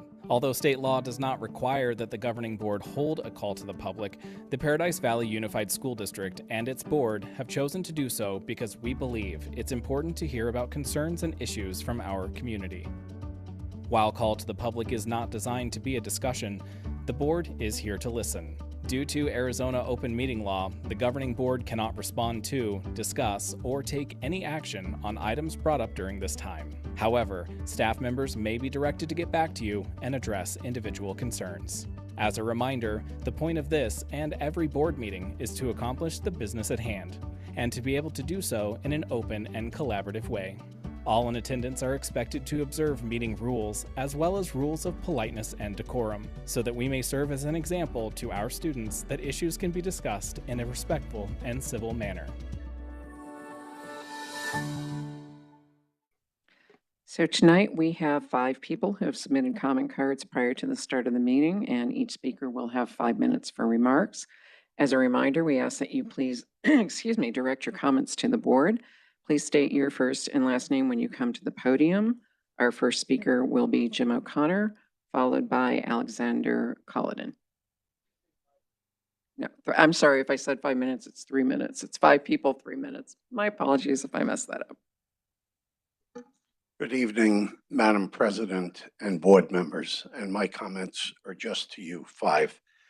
I'm currently serving in our state of Arizona as chairman of the Arizona Corporation Commission, and I'm actually very, very gratified to have sat through this meeting before my opportunity to speak, because I now know more clearly what I'd like to bring to your attention. I came down to share what it's like to serve on a board, in my case statewide, in the role of chair, in your case president, and the grave responsibility that we all have in these roles. We're elected with other men and women to serve for a specified term. In my case, it was 4 years, and I have 8 months to go. Serving is an honor, a privilege, and a duty. I'm not a political person. I vote all the time, but I'm not a political person. And I thought working on the Corporation Commission would be business, like you all are in the business. But what I learned tonight in a very impactful and personal way is we regulate $10 billion worth of power and water and energy in the state of Arizona. That's a lot of money. But you all are entrusted and vested with the authority of something much more precious than money or power companies or water or securities dealers or gas pipelines. You're vested with the authority to look over the precious lives and education of our children in this district and boards like yours throughout the entire state. That is a much greater responsibility than our little job dealing with a few bucks downtown. Not that I don't take that very, very seriously, but we've had some phenomenal successes in my 3 years and 4 months serving the people of Arizona on this commission. We've got 4 Republicans, and I don't know if you guys have a lot of experience with the Republican Party, but half of us don't agree with the other half, and that's just at public meetings or private meetings. We're fighting all the time like cats and dogs. Not a pretty sight, embarrassing, quite frankly, but truthful. That's what happens. I've been volunteering in that space here at Arizona for the last 20 years.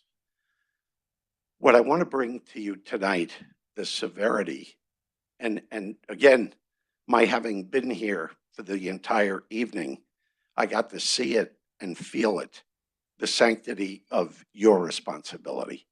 Thank you all, bless you all, and you will all have an account to give because nobody gets off this planet alive. Thank you, Mr. O'Connor. You're very welcome. Thank you and bless you all. Thank you. Next will be Alexander Colladin, followed by Alistair May. Thank you, Madam President, members of the board. I'm Alexander Colladin, State Representative for Legislative District 3, where a portion of this school district is located. Glad that the budget got brought up earlier in the meeting. Appreciate the few elbows in the state legislature's direction. I was going to reply that most members of the public don't realize, because they're very concerned about teacher pay, that it's actually the school board that sets the pay for teachers. But it looked like the crowd tonight already knew that. So I want to highlight some things that I think could be impactful considerations for you all that are an important part of what I view our agenda to be. The first is performance pay for teachers. It sounds like, and obviously there's stuff that we don't know, it sounds like a bone of contention tonight with these ROTC leaders was that they were paid more than the average teacher in the district. Also seems like they were a significant draw to the district, which brings significant funding, and we're making perhaps an outsized impact. There may be an argument for paying such individuals more money. The other point that I will highlight that is an important part of our Republican agenda is school choice. It looks like a lot of families will be leaving this district and exercising the options that our state legislature has provided them in terms of open enrollment, in terms of ESAs, and in terms of charter schools like the wonderful base of Scottsdale where my wife teaches. Number 30 ranked nationwide by US News and World Report. I would encourage the families here to consider that as an educational option. And finally, I want to point out that though I am not aware of the partisan affiliation of the other members of this board, Sandra Christensen is a Republican, and I did get some pushback from my Democrat colleagues when we had a bill come through our elections committee that proposed to put party registration on school board ballots. And they were pretty blunt about why that was, as was the AEA, which is that it would strongly influence voter choices. And I think we all know what that means. Republicans are more popular. I do look forward to hopefully receiving a little bit more information on the personnel matter that occurred today. And I do look forward to the next time I address this board speaking before a Republican majority. Thank you. Next up is Alistair May, followed by Lily Gresham.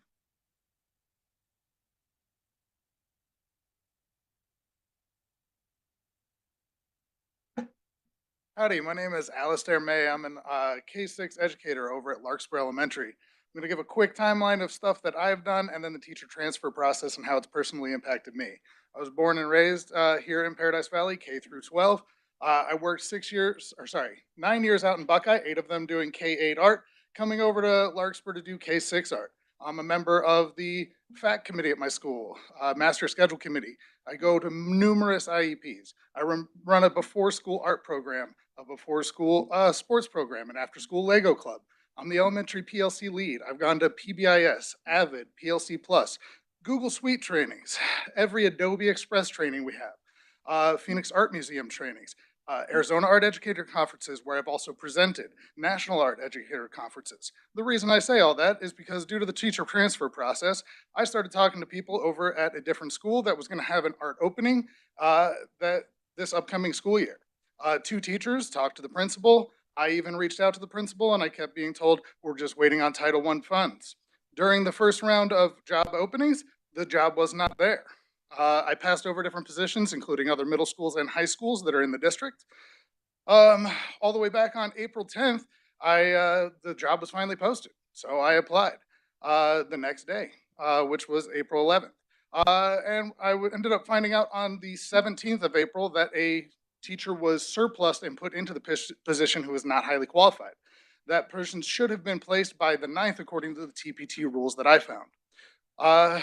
I fail to see why a highly qualified, highly effective, for every year I've been in the district, an experienced teacher within our district can apply for a position and not even be given an interview. Why was the job even posted? Why was it basically gifted to someone? I want to follow the TPT rules as well, but I don't understand why a position would be not posted, or when it's posted so much later than all the other ones, it doesn't go through the same process. I was very upset, honestly depressed, waking up at night with all these things in my head, and I had to come and let them out. I feel really undervalued, especially with the way these things were handled. Lastly, I will say that I did sign my contract, but I did read it first, and it said that I needed to be highly qualified. Is it just my contract that says that, or is it everybody's? Because I know the person that took my position is not highly qualified for either of the 2 things they will be teaching next year. I yield back the rest of my time. Thank you. Next is Lily Gresham, followed by Susan Matura. Okay. Then Susan Matura.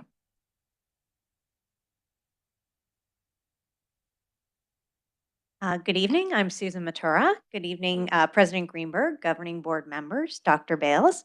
I just wanted to take this evening to give a little shout out to some of the outside organizations who support our district. And I thought, being the end of the year, there's so much going on with our students and graduations, and there's teachers working overtime and double time and doing all sorts of things, and staff members just trying to get our kids ready for the end of the year. And some of the groups that I wanted to call out to are PV Schools Education Foundation, because this group does a great job raising money, raising funds, and then using it on our students who need it the most. Being out there to give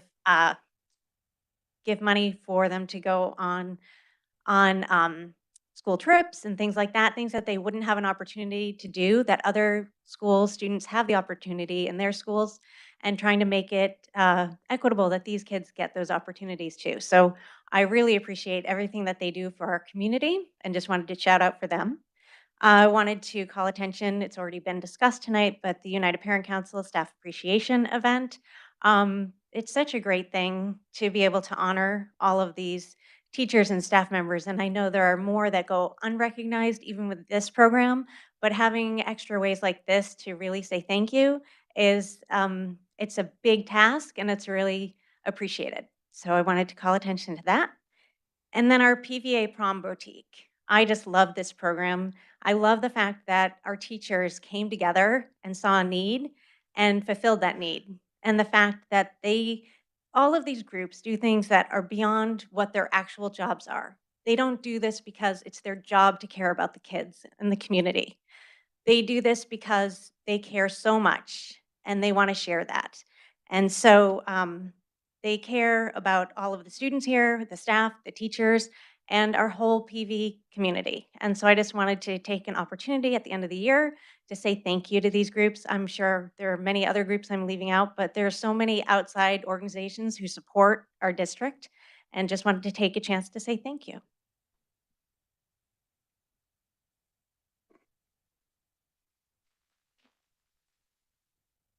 Thank you, Mrs. Matura. And next on our agenda are items for discussion. And so the first item is the consideration of issues for the Arizona School Boards Association Legislative Committee's consideration of the 2025 political agenda. As we do every year, we were asked to review the 2024 agenda and come prepared to discuss at tonight's meeting what the request was, which is to reaffirm what our boards feel are the top 5 priorities, and we can submit up to 2 additional priorities that we can then send to ASBA collectively as a board.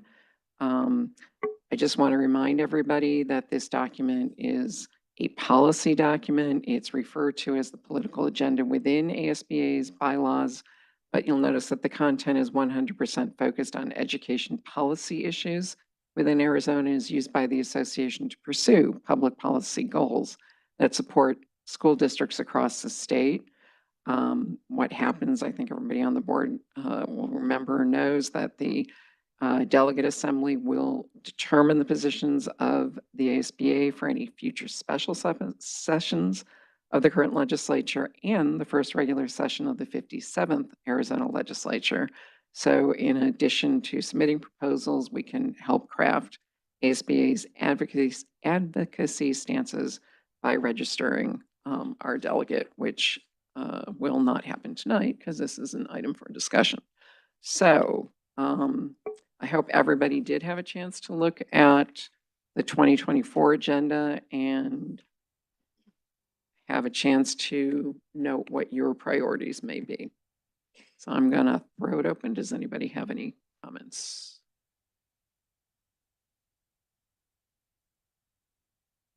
Mr. Pantera? Well, I for sure like the very first one. In fact, when I did, a lot of these things are still read from ed times. A lot of these issues have been there for so long, and they're still all here. Well, most of them. But again, we're talking about retaining teachers, good staff. The thing with this current debate here, I can't see how number 1 can't be one of our top priorities. Thank you. That's 1. Does anybody else have any comments? Mrs. Baker?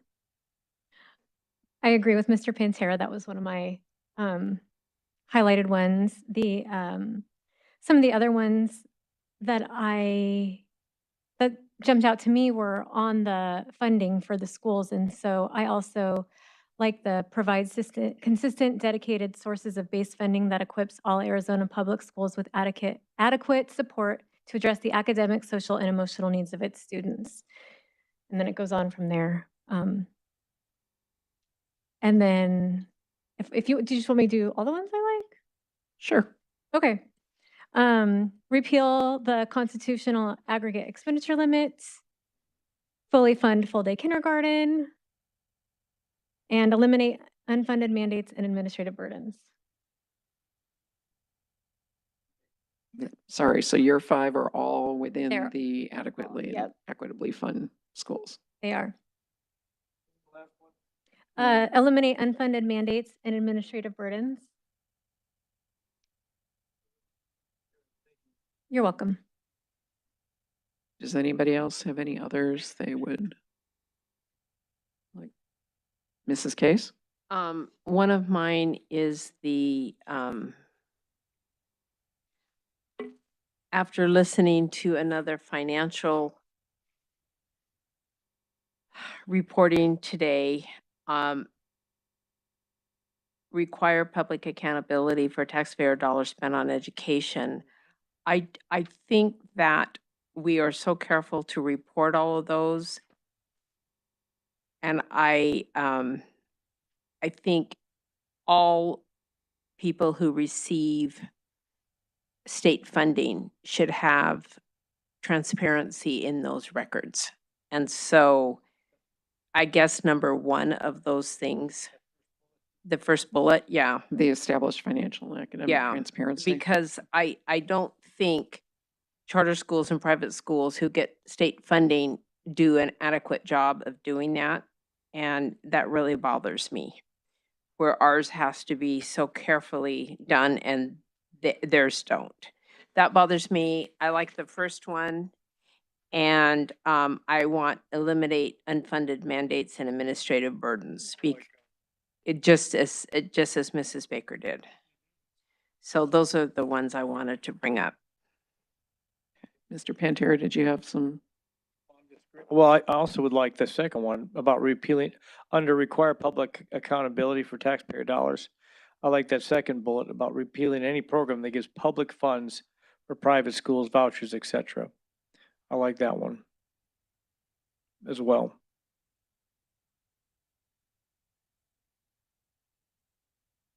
Okay, so far, that very first one, Mr. Pantera, Mrs. Baker, Mrs. Case, you all feel that should be the maximized state funding. We have two, Mrs. Baker and Mrs. Case, on eliminated unfunded mandates. And then we've got singles on the others. So far, I've got a few I can throw into the mix. Mrs. Christensen, did you have any that you wanted to, before I jump in? No. Okay, I also like that very first one about maximize state funding. I also had, eliminate the unfunded mandates. Okay, well, I'm gonna put your initial there. I also had the third last bullet point in that first section, which is replace current year funding with a system that provides districts appropriate, stable annual budgeting ability and technical reliability. It's the third last bullet under adequately and equitably fund. So it's replace current year funding. I also liked the first bullet under the preserve and strengthen local control, which is the next section that says ensure local control and flexibility in managing funds and programs given the Arizona constitutional requirements of a general and uniform public school system.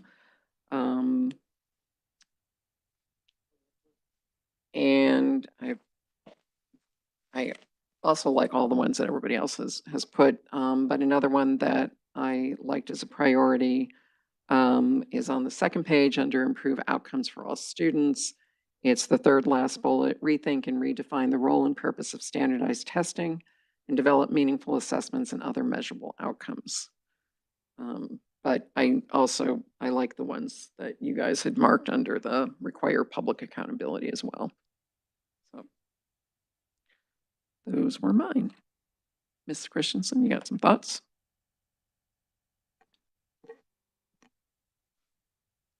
There's very few on here that I agree with, but I do agree with maximize state funding for competitive salaries to attract, recruit, and retain talented teachers and staff, which is the first bullet item under the first category.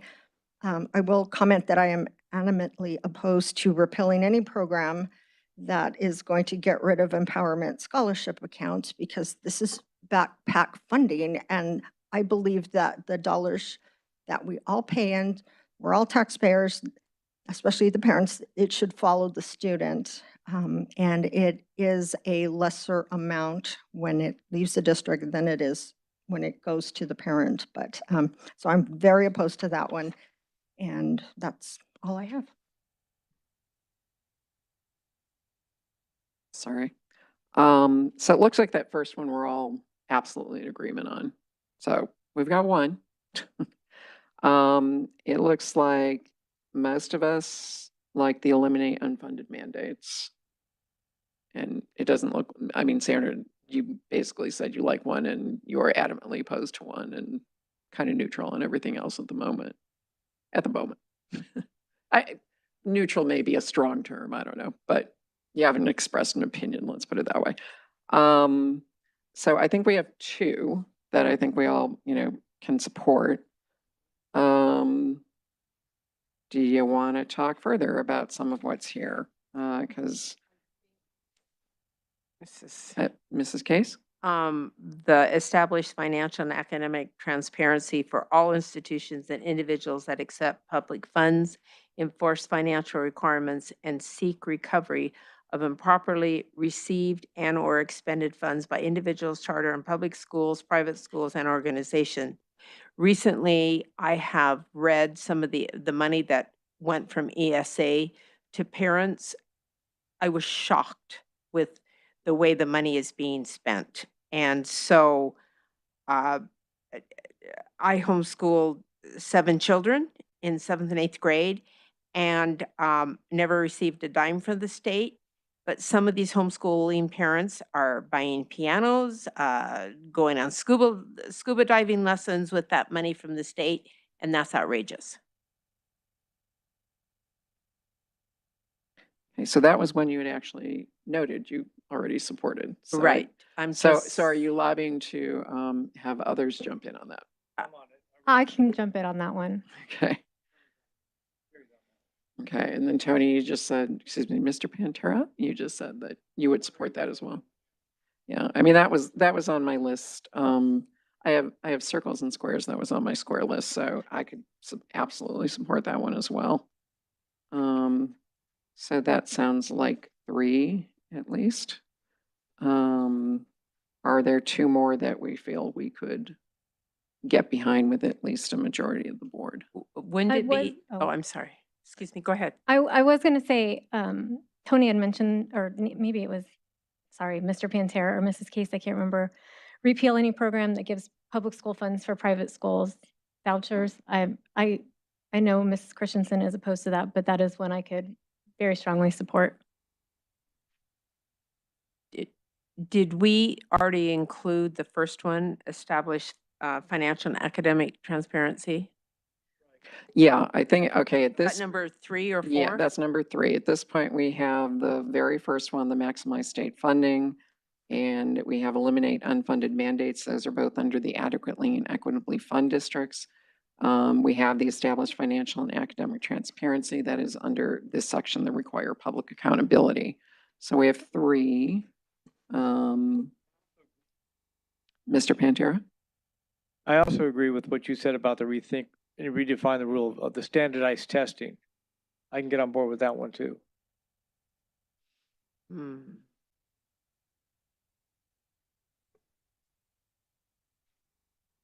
I'm not sure about that one because I like to be able to compare what our students do with other schools. So I'm very careful Well, I'm with not saying, that. yeah, I agree. I'm not saying get rid of them. I'm just saying the role it plays in some of the financial and budgetary means. It's good. We've always used to test. When I started the district, we always had tests that reflected to other districts. But there was never this high pressure focus on treating our students like a number and just how much we can push out of them to get more money per student. I've It's never rethinking felt the that. role. I've never felt that that's how we treated our students, but We can don't, but have a that's kind of the pressure that's on there. It's just about, talks about rethinking and redefining the role. It doesn't say what that role is, but it's not getting rid of the testing. We're definitely going to use them. We're going to use them for measurable outcomes to compare, but it's, how's it done? Yeah, because it says rethink and redefine, Mhm. that leaves it too nebulous for me to support. Oh, I hear you. Okay, sure. So would you prefer we perhaps recommend this with an edit of eliminating redefine?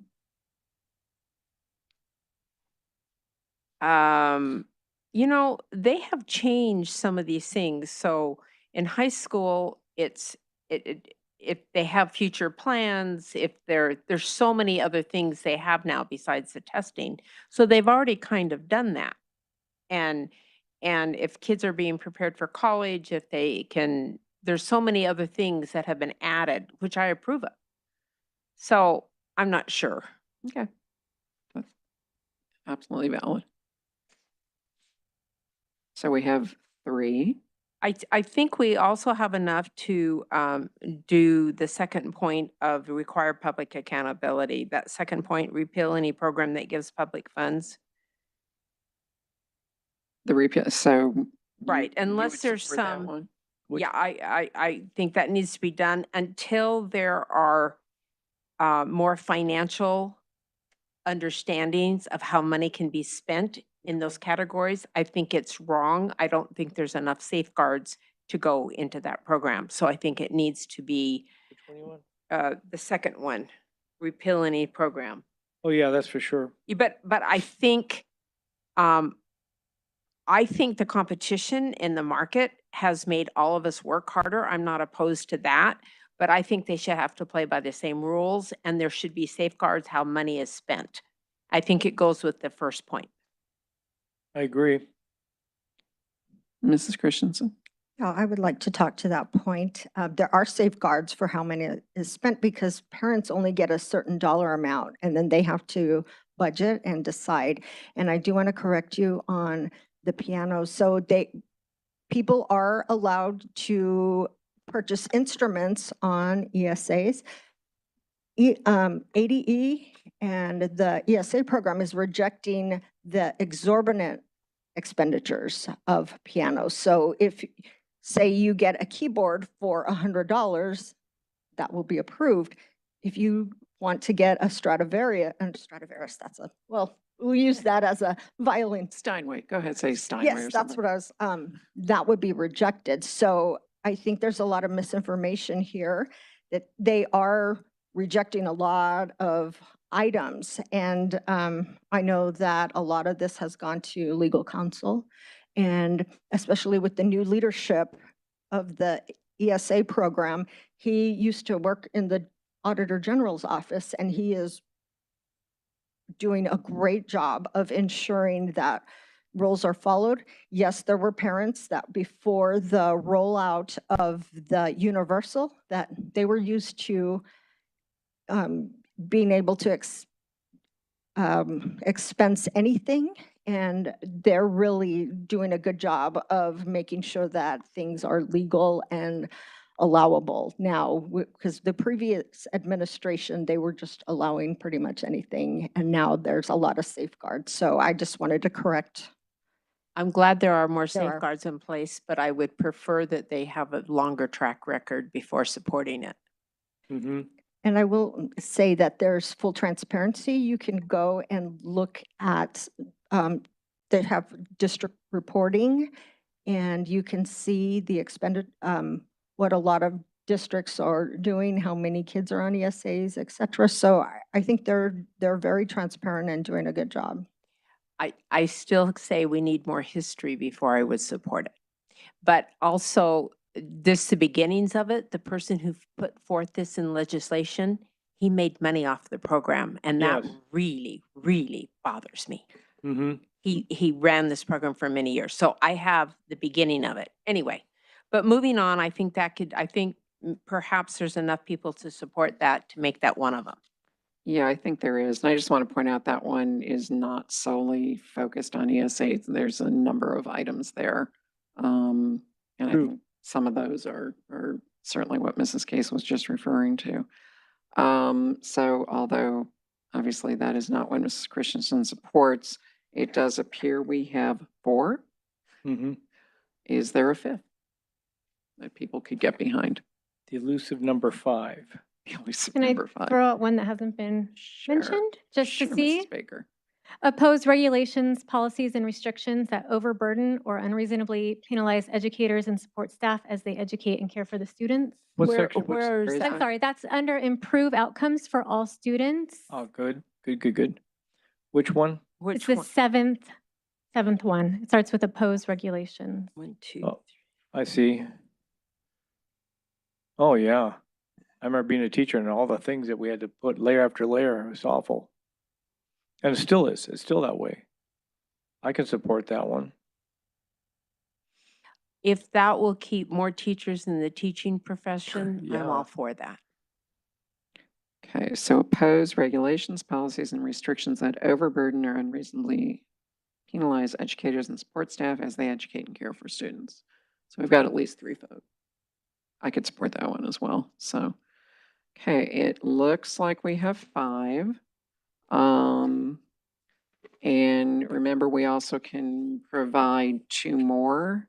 In the way I read what I read, it sounds like we can just throw 2 more in, but I think these would be, does anybody have anything that isn't on the 2024 agenda that you think should be brought forward for consideration? Mrs. Christensen? Yeah, as I mentioned last year, I think we should have something that focuses on increasing academic achievement for all our students. And I know you can argue that if we do many of these things, it can do that. But I believe the goal of public education is to educate our children in making sure they're literate and they can do math when they graduate.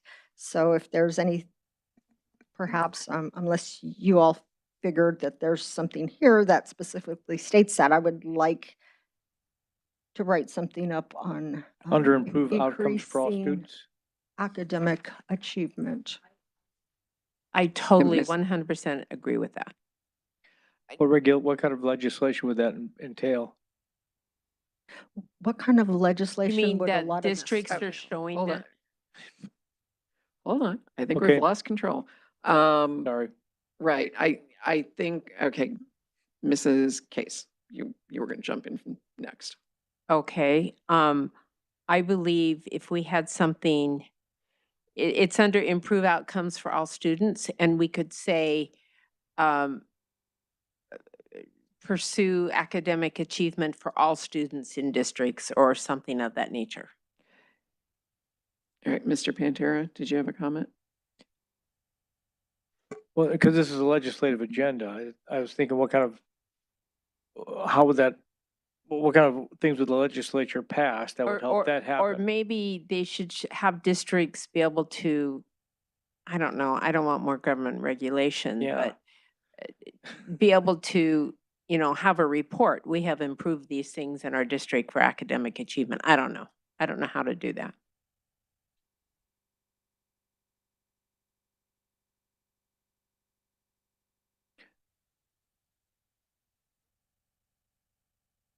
I mean, Mr. Christensen, did you simply want to have the priority being increasing academic achievement for all students? And I think as Mr. Pantera just said, this is, for ASBA then to go to legislatures, et cetera, to help support that. And I guess the question is what specifically? Yeah. Promote and fund programs to increase academic achievement in K through 12. A good idea, excuse me, may I speak? Wait, actually, can you say that again, Mr. Christensen? Promote and fund programs to increase academic achievement in K through 12. I'm writing this down. Yeah, I am too. Oh, in- especially the in fun K-12. part. Okay, so Mrs. Case. So maybe that could say something as in Project Momentum, as an example, because we've shown that that has been beneficial in our own school district. So as something that the legislature could proceed with, we could say such as Project Momentum. Okay, so promote and fund programs, for example, such as Project Momentum to increase academic achievement in K-12. And we would recommend that going to improve outcomes for all students. Absolutely could support that. Me too.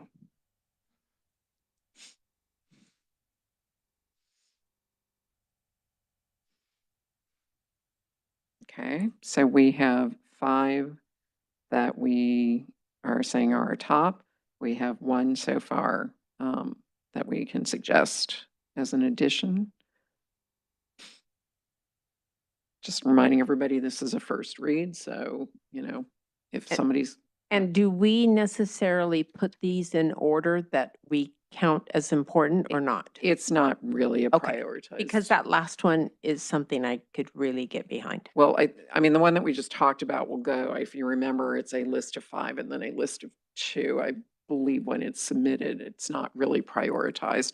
But we do have that option of the 5 and 2. So, Mrs. Baker? I was just going to say, I think actually point number 2 on adequately and equitably fund district schools to at least the national median per pupil funding addresses the academic outcomes. Just Which one?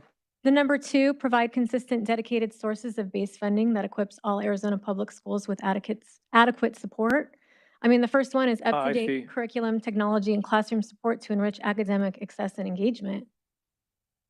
But I like the other one the way that we have it. I feel like it includes one of my enormous passions. That's why I'm on the school board to begin with. Well, the way we listed, they have a little list of all these things that they're talking about. We have it so nebulous that it could be those and more, Okay, the way we've written it. okay. Can I offer another one? Sure. That's what we're here for. I'm sorry. I'm sorry. I have lost control. So I'm just enthusiastic. I just want to remind everybody too that what's going to happen is whatever we vote on will get submitted and then it's going to go to a committee and they're going to decide what to do with it anyway. So, they will look at it and they may say exactly what you just said with this, or they may go, yeah, no, we like it here too. So Okay. we'll find out. Mrs. Baker, what's your other one? My other one is, I didn't see it on here, correct me if I'm wrong, but fully fund special education in the state of Arizona. I actually thought it was here. That would make it, oh, sorry. May I make a comment, Mrs. Greenberg? Yes, Mrs. Case. That would make a big difference in our district funding. Thank you. Yeah. So fully fund special education. Thank you. Oh, okay. So there is actually, I thought it'd be in there. under federal advocacy, it says advocate for full funding of the Individuals with Disabilities Education Act, so IDEA. But you're talking about state funding. Mm-hmm. Okay.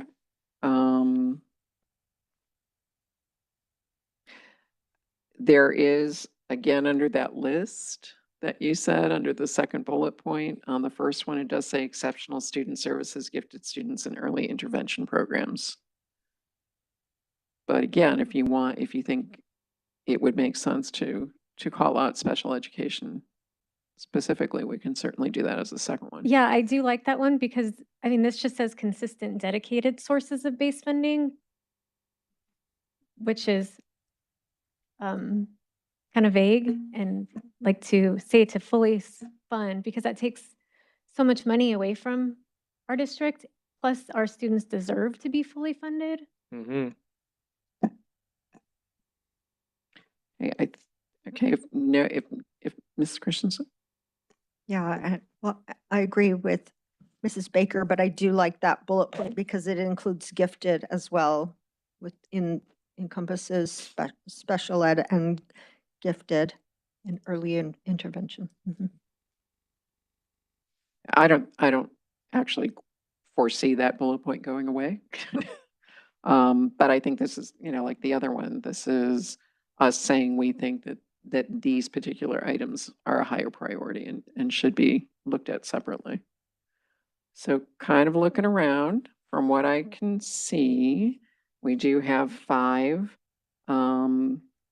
That would be the maximize state funding, the eliminate unfunded mandates, the oppose regulations and policies, restrictions that overburden, the established financial academic transparency, and the repeal programs. Those would be the 5 priorities. Again, we'll be voting on this next meeting. And then the 2 new ones to recommend would be promote and fund programs such as Project Momentum to increase academic achievement in K-12 education, and 2 would be to fully fund special education. Okay. Mm-hmm. So, what we can, obviously, we will address this as an approval item next meeting, and if anybody has any changes they'd like to see beforehand. I got one question about it though. Yes, Mr. Pantera. Because it just occurred to me, I mean, I'm looking for, on that second bubble point, it's got all those, items listed, arts education, before and after school programs. Is there anything anywhere in here about ROTC at all in any of these things?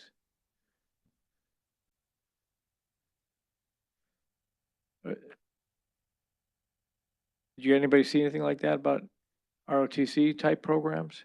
I don't see any, and I'm sorry, I didn't get, I'll wait till President.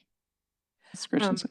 I agree, Mr. Pantera, with that should be added. Not all districts have JROTC, and we're very blessed to have that. So it would be nice to Yeah. add language to support that.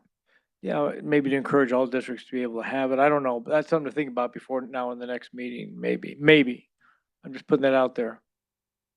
No, that's definitely something to think about. I'll look in, okay. Yeah. Right. Does anybody else have any other questions? Again, this is first read. I think we certainly have direction based on this conversation. Mrs. Greenberg, Mrs. Case? on a personal note, I won't be here the next meeting, but I support what we've talked about tonight. The 5 and the 2, my granddaughter's getting married. Thank you. Oh, congratulations. Okay, Scary thought your granddaughter's getting married. Hey, anybody else have anything for the good of the order on this item? Because we still have another agenda item. Thank you all. If you have some thoughts, send them on in. We can see where we can put them as we address this next meeting.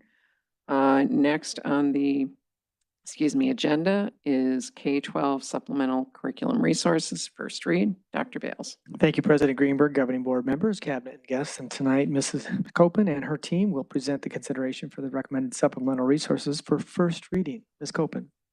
Good evening, President Greenberg, governing board, Dr. Bales, cabinet and guests. Tonight's presentation is the first read for the supplemental curricular resource recommendations. This work marks an essential step in our commitment to providing high-quality learning materials for our classroom while adhering to ARS regulations and governing board policy that require approval for core curriculum and supplemental resources. Our curricular team and dedicated committee was tasked with the evaluation of supplemental curriculum resources used in the classrooms. The resources presented this evening have been reviewed for content quality, and the online resources have been examined for their privacy standards as part of our ongoing commitment to increasing safety in online environments.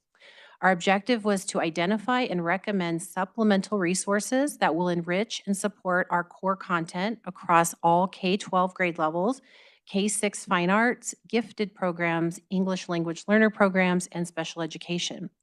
Jen Young, our secondary English language arts curriculum specialist and one of the supplemental resource committee facilitators, will present the committee process and recommendations, and we will be happy to address any questions you have.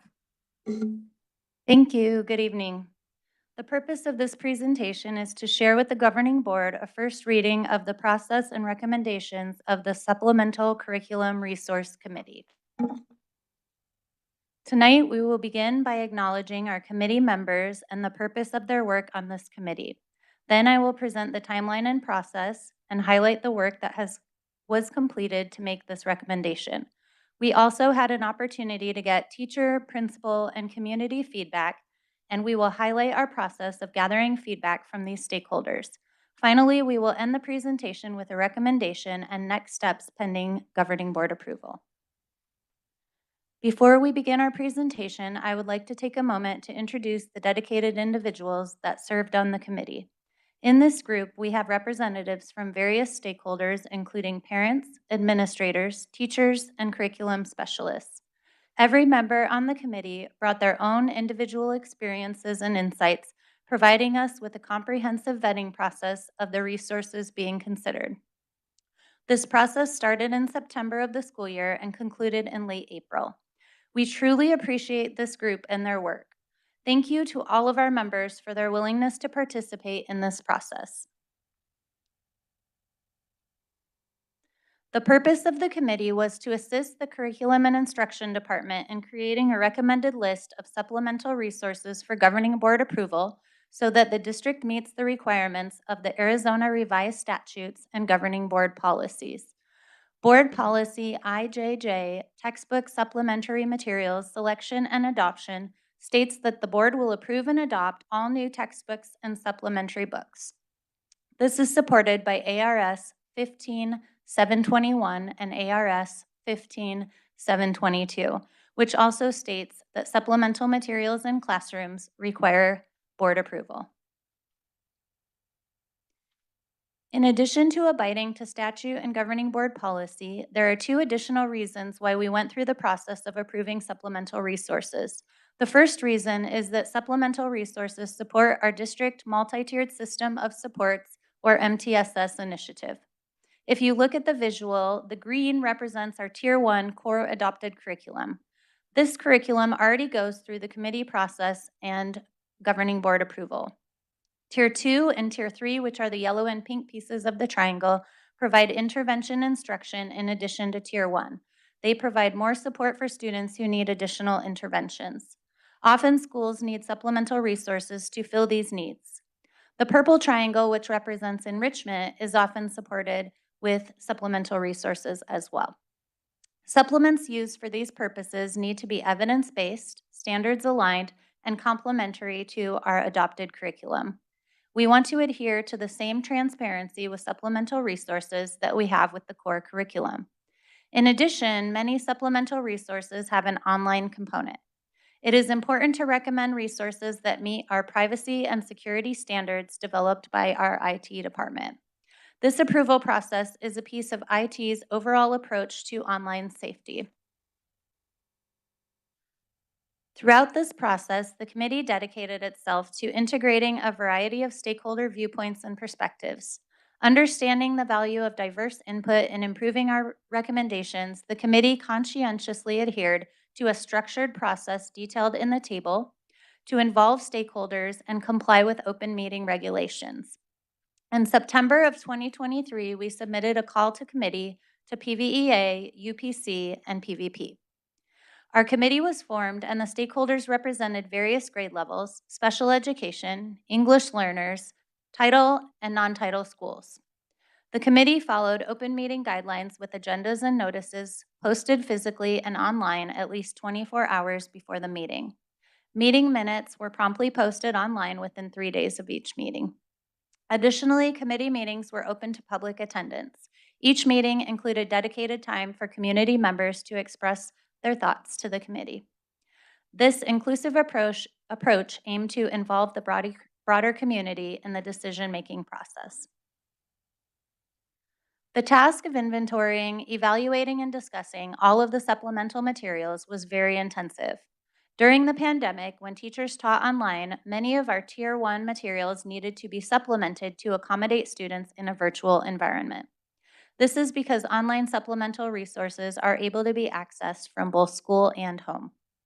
This project of vetting supplemental resources required the collaboration of many departments, all of our schools, and our committee members. The process began with school principals inventorying supplemental materials being used in classrooms. For K-6, all subject areas were inventoried, and for 7-12, ELA, math, social studies, and science were inventoried. English learners, special education, and gifted work with their department leaders to inventory their supplementary materials. After the inventories were complete, the curriculum department and IT reviewed and sorted the inventory lists into 4 categories in order to narrow the list to only platforms that fit our definition of a supplemental resource. A supplemental resource refers to something that is used by students to enhance understanding, provide more information, or offer additional support. This includes electronic and non-electronic resources. Electronic resources that are supplemental if they contain curriculum and require students to log in. The first category was EdTech tools. These are not considered supplemental resources because they do not contain curriculum. These would be things like Google Slides, Padlet, and Pear Deck. Second, there were websites that were primarily for teachers to use in planning lessons. These are not considered supplemental resources because they are not accessed by students. Third, there were websites that students use for research. These websites do not require student logins, do not hold student data, and not all students are required to use them. For website searches, PV has implemented content filters to enhance online safety. The last group met the definition of supplemental resource that was outlined above. The platforms that met the definition of supplemental resource were advanced to initial vetting. During the vetting process, our IT department rated the resources for security and privacy. Curriculum specialists vetted the resources using a rubric that was developed by the curriculum team. The rubric included 4 criteria. The resource explicitly supports the Arizona academic standards. The resource has evidence supporting academic results when used with fidelity. The resource complements the pedagogy of PVUSD adopted Tier 1 curriculum. And the resource is compatible with IT technology guidelines for system compatibility and security. Supplemental resources that met all criteria were advanced to community review. Supplementals that did not fully meet criteria were reviewed by the committee, and the committee gave input. Schools were also notified which supplementals on their inventory list did not meet criteria, and they were asked to provide further explanation or advocacy. The committee reviewed school input and made their final recommendations. At the same time as the committee work was happening, directors and their teams vetted resources that were specific to students in their subgroups. They saw input from teacher teams and added their recommendations to the overall list. Once the final list was complete, it was posted on the district website for 60-day community review. A poster with a QR code was posted inside and outside the district office lobby where it was displayed with other curriculum adoption materials. With the number of resources being reviewed, organization was key to allow community members to engage in the review. As stakeholders entered the site, they received information about supplemental materials and a link to provide feedback. The site was organized by grade level band, elementary, middle school, and high school. This was designed to allow parents to target the grades of their children. Within each of the grade level bands, each subject was displayed. Parents could open each subject area dropdown to see the recommended supplemental materials and explore the links. The yellow arrow is showing the recommended resources for elementary science, and all of the resources are hyperlinked. Feedback gathered from this site required follow-up with one school on a single resource. Also, there was one parent comment that endorsed a site on the K-6 reading list. There was no feedback indicating concern. The board has also been provided a link that will guide you to the website that teachers will use to find lists of approved supplemental resources that are appropriate for their classrooms. In light of all that has been presented, the recommendation to the governing board is to approve the recommended list of supplemental resources. The list of recommended supplemental resources was provided on the previous slide. Pending governing board approval, our next steps are to communicate the list of supplemental resources to teachers, principals, IT, and district departments. We have developed a process for teachers and principals to recommend new resources in following years.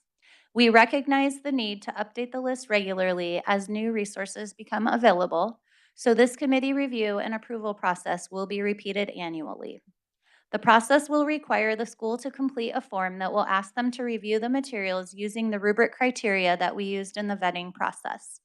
We are also encouraging schools to consider the instructional time requirements needed for the additional resources and to ensure that it will not impede on approved curriculum time requirements. Additionally, in the fall of 2024, we plan to go through the supplemental resource process with 7 through 12 fine arts and CTE. These courses use supplemental resources as their primary curriculum and require a separate process and a committee with different areas of expertise. We appreciate your attention to this presentation. The second reading for this adoption is scheduled for May 16th, 2024. At this time, we are happy to address any questions you may have. Thank you, Ms. Young. We have one comment card, but I think Lily Grisham has left. So with that, does any board member have any questions or comments? Mrs. Case. Thank you. First of all, I want to thank all the committee members. Thank you for your time and your service. It's a huge amount of time, and I'm glad to see new parents that I haven't seen before on these, and also new teachers who are on this committee, so I appreciate that.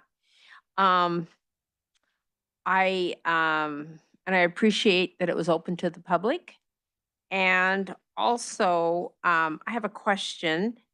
And I looked through, but I didn't count the board materials that I received. It listed a lot of pages. I think there were, what, 22 pages. And I was just curious, did anybody count how many resources? It's a lot.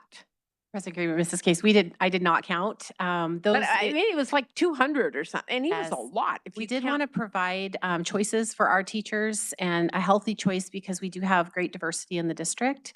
So we Right. did want to represent that in the choices. And again, they're picking enrichment, they're picking remediation. Right. So when you're dealing with the size of the district and our K-12 and different schools, it is a lot. But Right. we thought that was necessary to meet the needs. Well, but I mean, I just wondered if anybody counted because there were so many. But I'm a numbers person that way. But I just want to say I'm glad Khan Academy is still on there. My daughter in high school and elementary school would go to that as a resource all the time, and I'm glad that we still include that so that can be utilized on campus. What's that? Yeah, it's just a really good resource. I'm glad that was still included. One of the ones I know about, there's so many that I don't know about, but I appreciate that we've gone through the process so carefully and that it's brought to our approval. And I'm glad that in the future, you're going to other things to go through this process to assure that we're having good materials for our students that help their needs and meet their needs and help them excel or catch up, whatever their need may be. Thank you. Thank you. Thank you, Mrs. Case. Does anybody else have any other comments or Mrs. Christensen?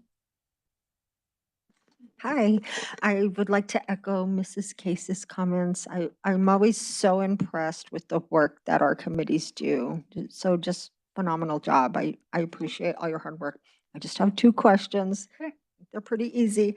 On slide number 7, I would, the purple box or purple triangle, if you will, core plus enrichment, is that for gifted or is that for all students? Mrs. Christensen, it can be for all students. There are students that are not identified as gifted that sometimes surpass the core curriculum, and their teacher needs to find enrichment opportunities for them. Wonderful. Very pleased with that. And the second question is on slide number 9.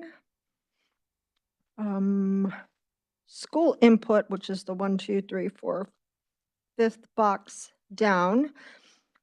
What occurs when resources do not meet the rubric or online security? I know that we reviewed.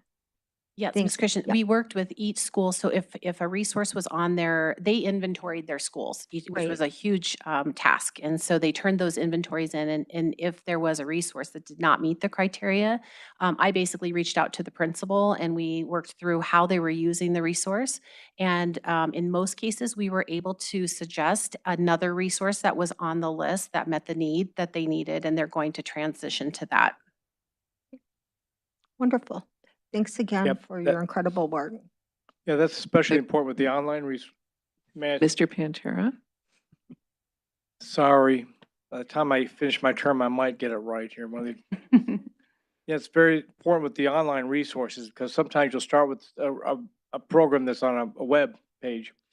And it's been great, but then they change their security preferences. They change how they deal with their website, and then we can't use it anymore because it's not good for our students anymore.